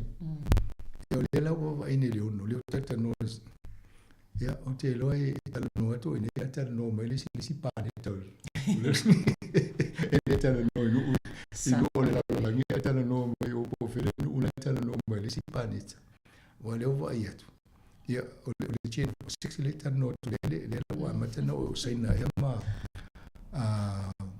falani o ma siamani e o no na tolu le wa nga e fa le te atala o lai ve visi Amerika fa ale nga halu e dum singa I to e fiana mai Amerika o te le ale me wo I singa va va e fa nga teknolosi ya sei va ai va la ta va e fo si no la langi le ni e o I panet I o la mo o le oxine ya la wa mai su nga fa ma ni pa pe o nala ya lo e fa le tono lo ta to panet so mo le mo ya ai mo na ta to That's why they're not 16.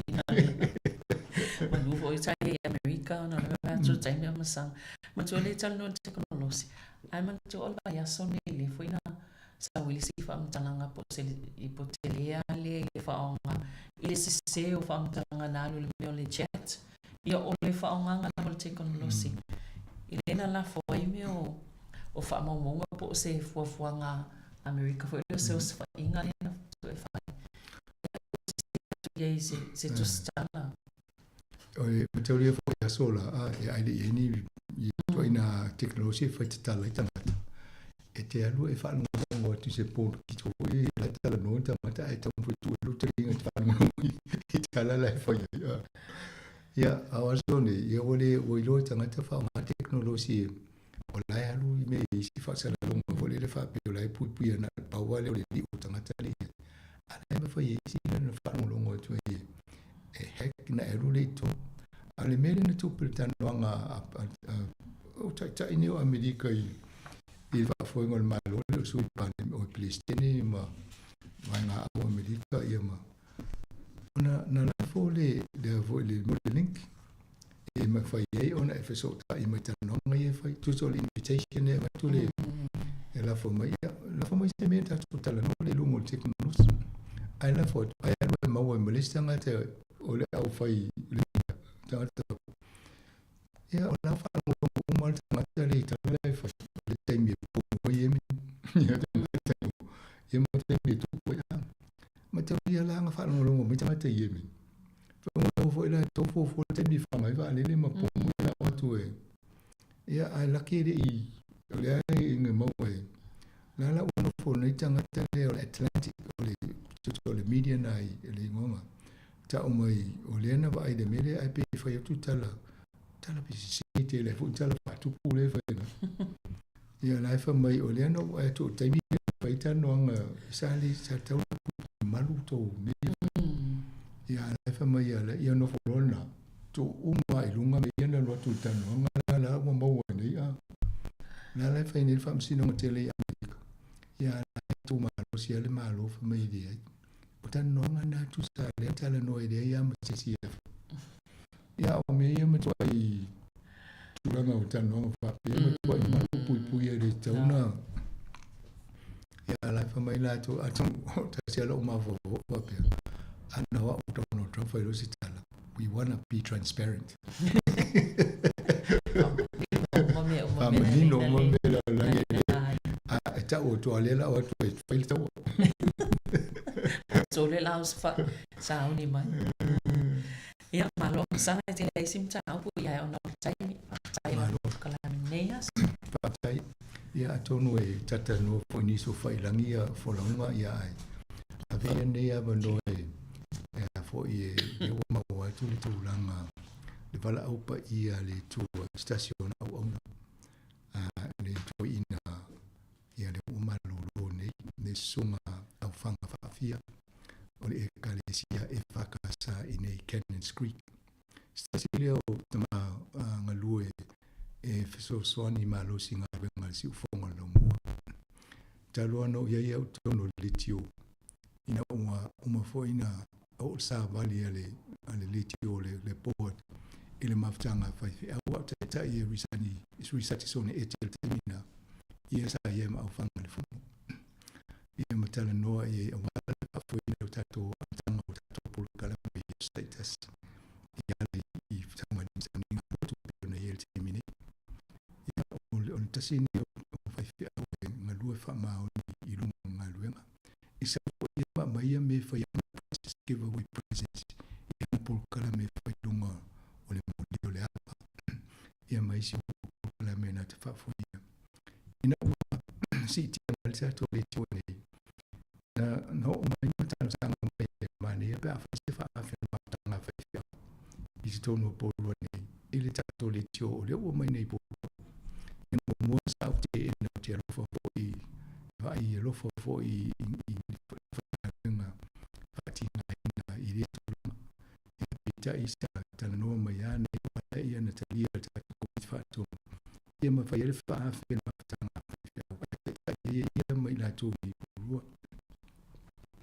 yo la vole tai mo le o amatana o ai o fa le to ia a foto ina tula tsabali ia ai fa malo si mai la ve fa po ko la me lungo si fongo lo mo ia le la fa mana va ele tu ia na ngaluenga ia mato te mantu tele ele ngate ia tamau amia ia me se fole fole tua ia male ai ia male ekalesia nei i porua ia le tonu aso lava ia so lon to sauninga ia ta pinanga umala va ia matatu nei o atu na foi va ia so lon to sauninga ia lo fole tua ia fa tonu man bia ia ona i se va mtalanga pupu una i mo le tūlanga o hita tōua o fitia fo le aupo saini pōrua i le wala aupa ia i le sunga le whawhengainga ia au whanga whawhia.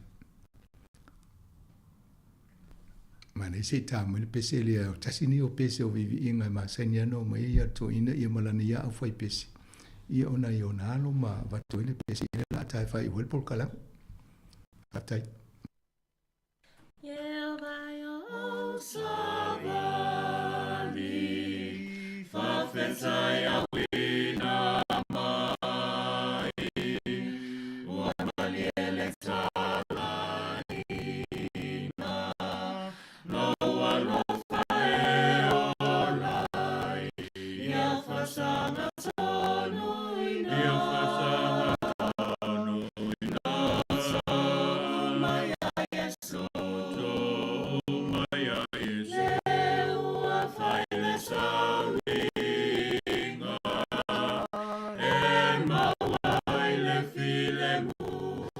Fa fetay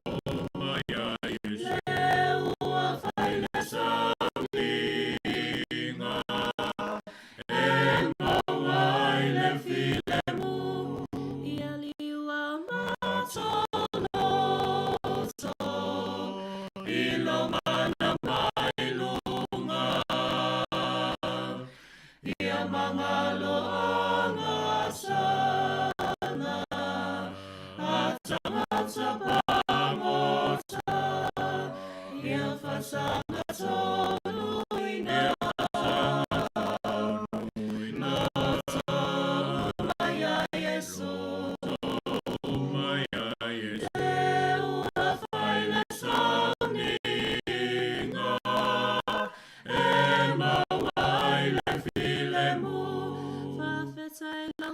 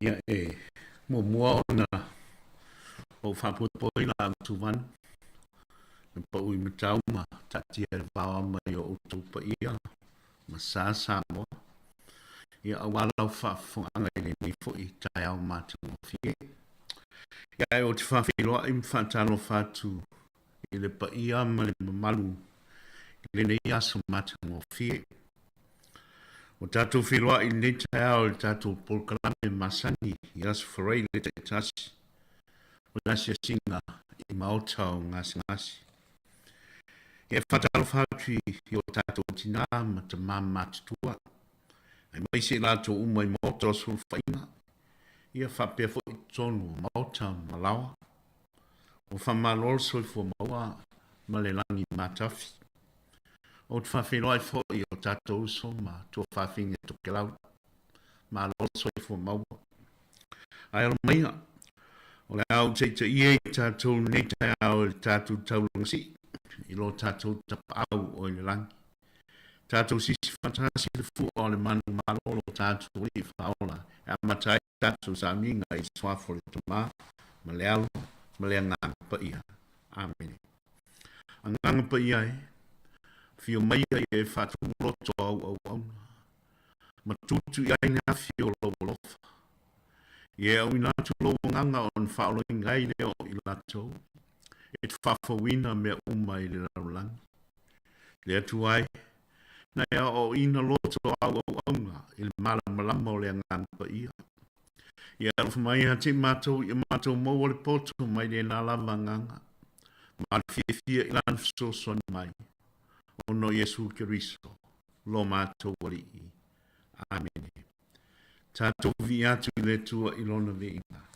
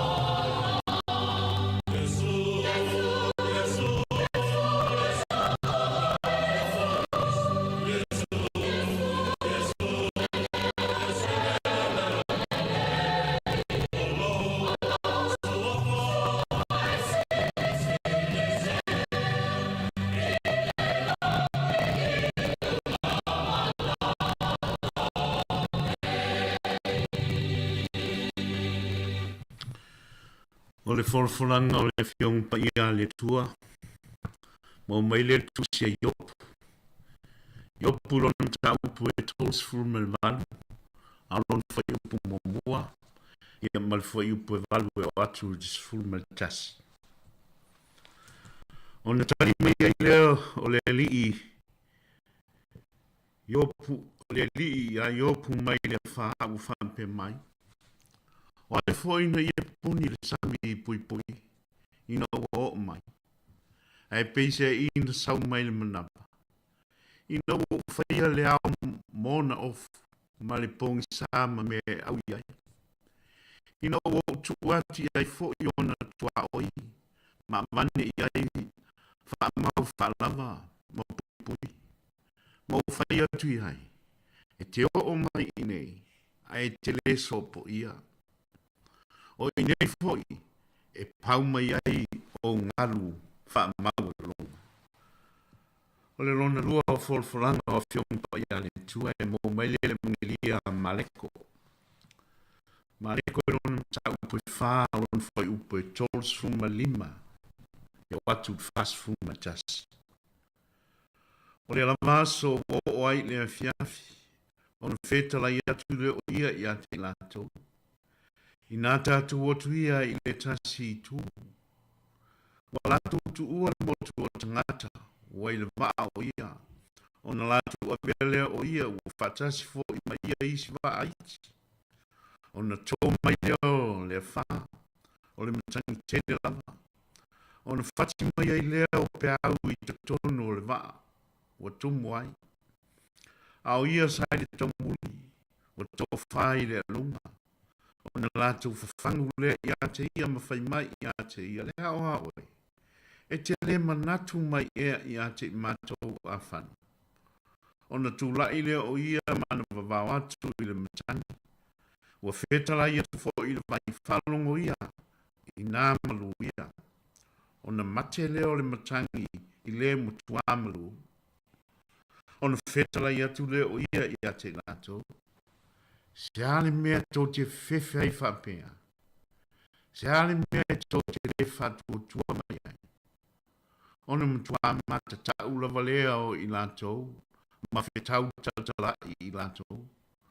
Po ai lava le nei. Ina ua usi usta i lava le matangi. Ma le vai i ate ia. O le tala le leia leli. Ke risoe ia. Vi ia oe. O le ngaluenga ma le matawhai oi e le tua. O le whamruinga le o whao le ola nei. O le aunga ma le unga tunga le mule o fiong pa ia le tua. E le nei tai au. Pe ono to whafonga iai. I le whaitonga mua me le tusi o iopu. O loo whaamatala mai ai matala noa le tua ia iopu. I le taimi o pupo ngā iopu i lona o langa. O ia pupo ngā iopu, e ala mai le ia whao mai. Whapei nā tū o mali liu o e pele ia iopu. Atu ai ma le avesea umao o metotino a iopu. Ma ia whao le o langa iopu. O whamanatu ai le tua ia iopu. O ia, o le atua lea, o lo umia le pule o me uma. O le tusi nei o iopu. E taritonu tusi e se tasi o iu tei o poto ma le atamai. I le vai teimi o le tawhianga o le nuu o Israel. O le olo whamatala e le nei tusi whawhitauli o pupo ngā o le tangata. Ai le o mawhai o na ia fo ia. O iopu, o loo whai masui o se tangata le lei, ma o loo whawhia ngai ma popo ngai le tau o na tupu fua i a te ia. I whaitonga ni tai au ma le tusi e iopu. O loo tala noa ai le atua i a iopu, mo le taimi mua. O loo fisiringi ai le atua iopu, i le ai a iopu. ua lui ai e le tangata ne o iopu le pule le tua. Ma ua whapena una tai atu ai iopu i le loroto o le misiteni o le fofoanga. O ta ua tue le tua i ai iopu. O ia o le tua o le fofoanga. O le alii fo i o le sami ma le vai. Mana o le tua fo i na te pulea le matangi ma le sami. Ma mea uma o lo o iai. O lo ia whamtala mai fo i. E hui lava ina popo ngā tia le tangata mi o tonu mo sina taimi. Ai o le atua e na te toe wha sa o mea se na popo ngā tia ai le tangata mi o tonu. O le tatu evanglia o le nitai au, evanglia maleko, le anu folfolaina. Ufai ua Yesu le asa umi ma le pisi wana o onga i le motu o tangata.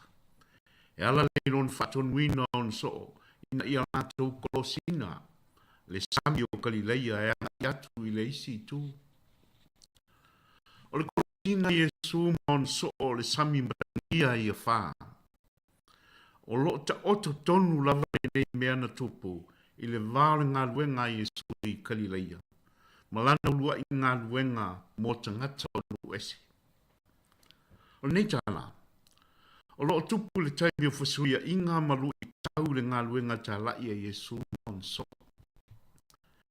E o tātou mātata sirama i le wha, e pe o na tāu. O sami ne Galileia, o se lake, e se dia le ono se lau futu lona loto. E se futu maila lona umi mai mātu e ana i atu i sauke. E palu maila lona lotele mai sae e ana i atu i sifo. Wila lona lotele o so o Yesu o ni tanata whai whai. Mai masani fo i winga maanga o i sami o loto. E pita, o i la taula vai ana sili o na pala ai ma fefefe, ina uangi le wha, ai o lo tō whape Yesu le taumuri o le wa. Taluai o na ua le mwhai o na tau fiofi le fefefe o so o Yesu.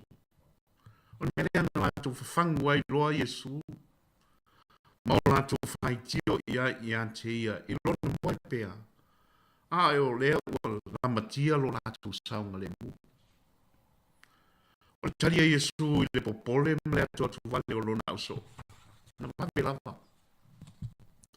Mua, na talia atu i le tūlanga o le au o i le vaa ma tūlanga o le lātou whai ngā malanga.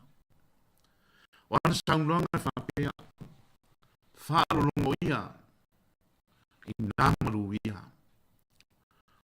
O upu foi nā sa i whetalai ai i le tui ese ina o le te moni i le amatanga o le evangelia maleko lona tā upu mamua le whai upu e ruas fumalima. O nei upu, o ni upu polo a. O lo whamatala ai le mana ma le pao au Yesu e siri atu i lo nei e whamalosi. O nei upu masaunuanga Yesu, na vea maala na marufa pose i ai matangi, ma le sami. O le nei vavena, o lo whamauni ai, o Yesu e pule le natura uma o le laulangi. O le ngata foinea, ai o whaali ai lona malosi ma le mana, e na te whaafile mu ai so se vaenga matautia, ma anga tā o le whawhanga. O le whaitonga mai le pandia maleko, lea ni whaafonga i ai nei tai au. E amata whaape i ulua i upu nei, ua o i le afiafi. On the evening of the same day. Sāmoa, ua tele masina ua tuana i atu, a tofo i tausanga. Taluon tatu i ai pe le nā fiafi. O le mawhiawhia o le pongisa o le nawhiawhi. O whapena o na whaamalu mai i lunga o lo tatu lau ele ele. Lunga o ala te tele. Lunga o taulanga ma ai. Lunga o tunu uma o le laulanga. O whapena o na i ame whaanga oi lo tatu soifua ma le ola. Ua ia whaatumuria mea uma I le Sāo ma le le mautonu. Ua ia tawhia mea uma I lona ala. E tātou te inoa mai tauinga I tū manga tangata. Ua tātou langona le fefefe, le matau, ma le mautonu. Ua pei tātou so o Yesu le evangelia le forflainga le ni tai au. Ua whapo ia whaamanu I o whanga I tutonu uma, I tātou uma, I le neia whamatau tia malmalosi. Le whamai o le COVID-19. Ua tātou mauti noina nei mo tātou iai whatasi uma, I lunga o le ni waa e tasi. O tātou uma e matatae, ma le mautonu. Ai pita, o le ni lamatain, ua tā ua, ma ua tā ua, ma whapena on wala awa I mo I tātou uma. Ina ia tātou tau walo whatasi lo tātou wa. O loo mo mia I tātou taito tasi, ina ia tātou whamawhanwhana I le tasi, I le isi. I lunga o le nei wa, o lo iai tātou uma.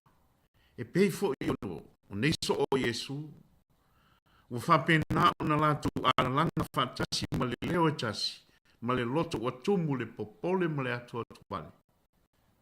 Le ali e te le manatu mai ea I ate mātou awhana. O le memoni, e whai ngō fie lava on tātou I loina I tātou, I le nei tāna. Ai o le mea sivi on whai ngatā on malam e, o winga ma aia I o Yesu. A o tumu le popole ma le atua tuvale on so. Ai o le la lava e tō whai le tau muri o le wā. Ai o le vaenga le o le wā e mua lava o na mangoto. Ai le hane mea na ia whaia. O le hane mea na ia whaia. E ti ngā lava o na malosi le matangi ma le so. Ai o lo tō whanga pepe lava o ia. Ma lona wha moe ngā atua. Wa la fwa I lona tama. Paula vale foi o le nei. E paula va foi le nei o le. Taimi I tonu o wha maunga o evangelia. Wa moe ai. Peto whai lo tātou o I o Yesu. Ino ua no whai o ia I runga. Wa mai a. Wa mai a foi o na ia lao ma wha manu. Le matangi ma le sami. Ona ia li liu lo le I ona so o malona si ufonga e folinga e oke. Se hali me to te fefe ai whape. Wa le ai e so to whātua tua. Si tātou tau mwhai ina ia tātou malama. Po le ale le ai o se whātua tua, le leta li tonu o so o Yesu, pe a whātua sa tusa I leta li tonu o Yesu.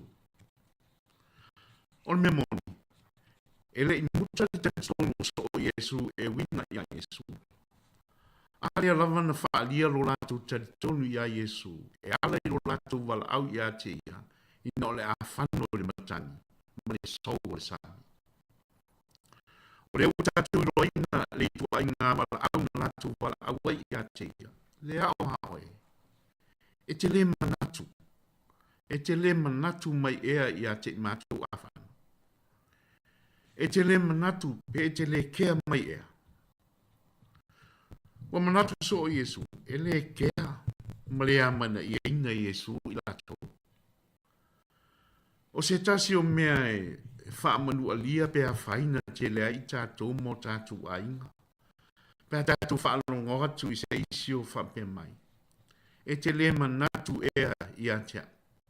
E te le kea mai ea I a tea. O se whaapunga e matua I whaamanu alia, ma whaatupua I a wha, po matangi malo rosi I to tonu o tātou roto. Tafa pena foi o na luluinga I e sura tu e on so. A wai sili atu lona amana I a ina, lona manatu, lona kea I a tātou, ngai lo se isi lava tangata e manatu mai I a tātou. O ne moni, o le taimi lava na lātou wala aua I a te ia, na ia lave a ina lona so, mai o lātou pōlenga mātua tupale.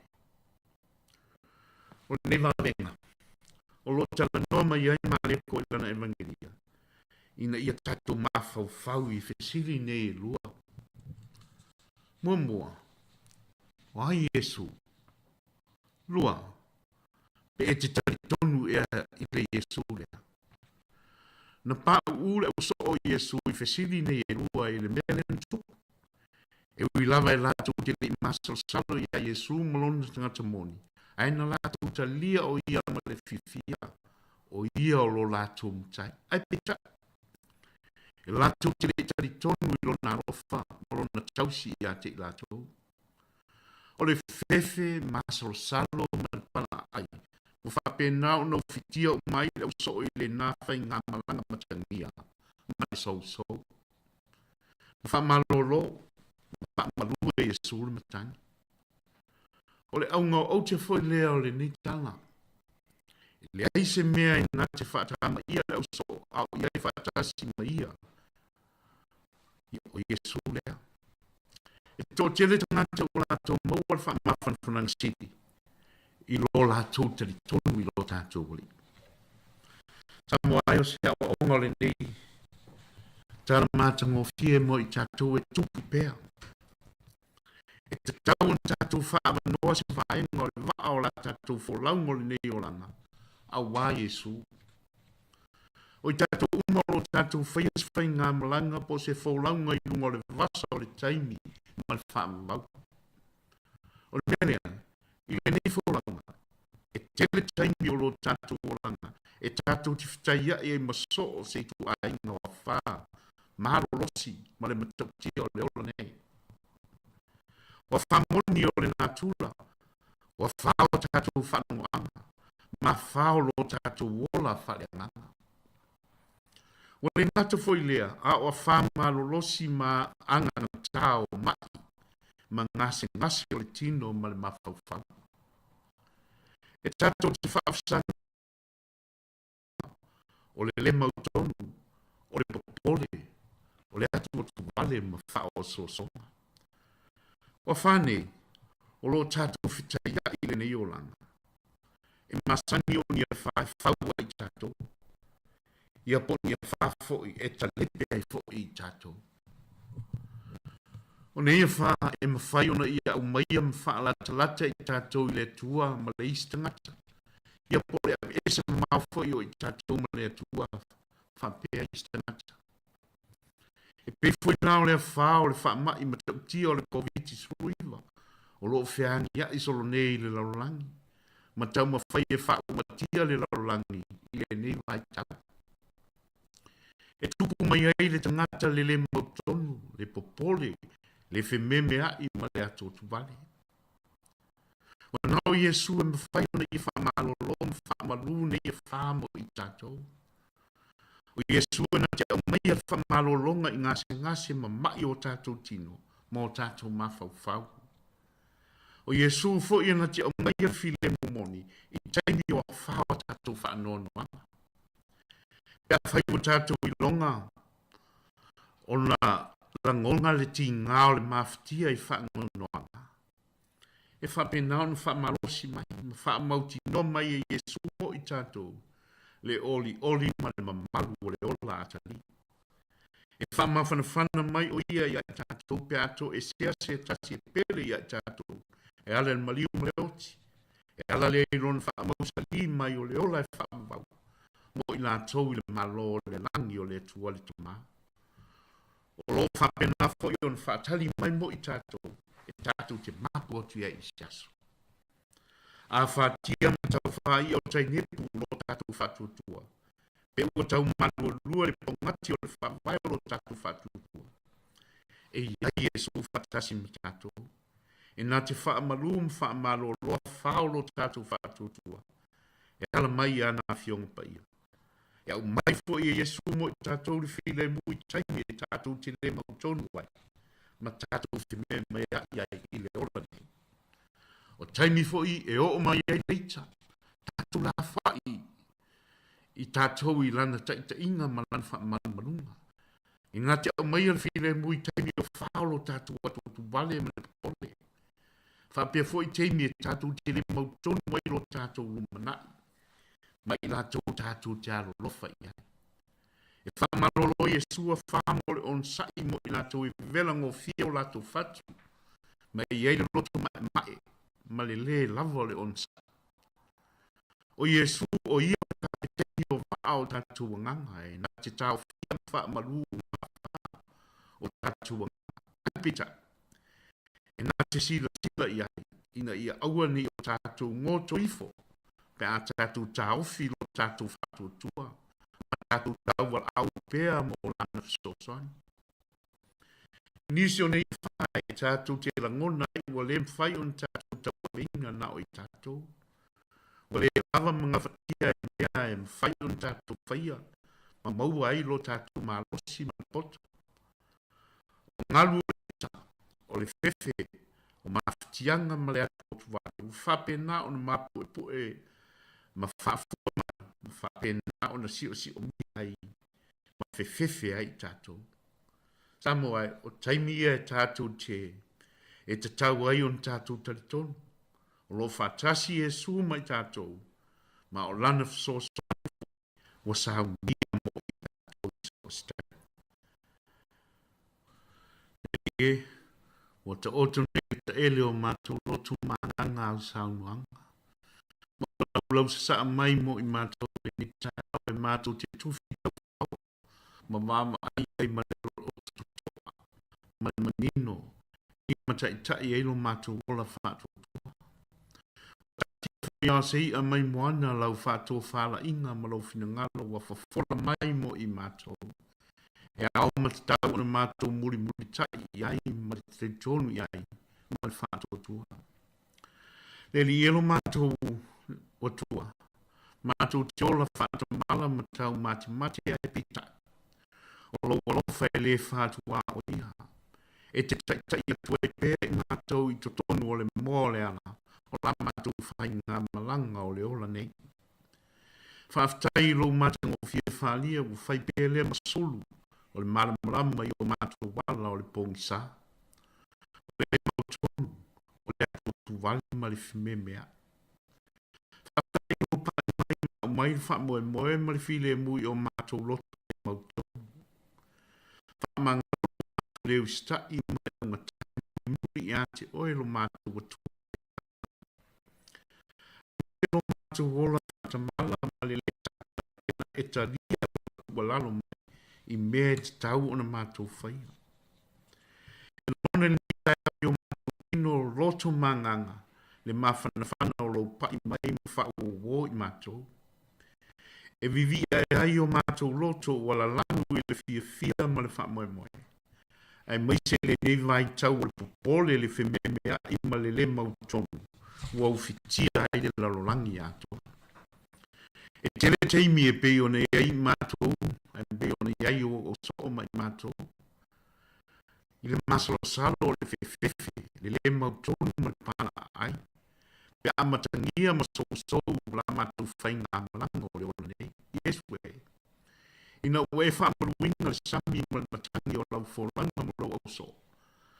Wa e whapapulai o mātou mata, e le aise mea na te whaatama ia o so o mai mātou, a o I ai whaatasi mai mātou.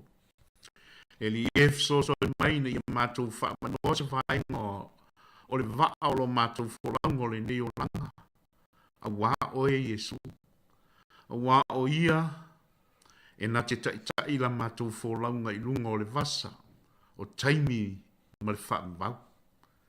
Le taimi mātou te pupua ngā ma popole, pe a o mai mai o le tino I ai mātou, ma whesaua ina I la mātou wholaunga, ma futa inga I mātou tono o le sā o le mātou whai ngā malanga.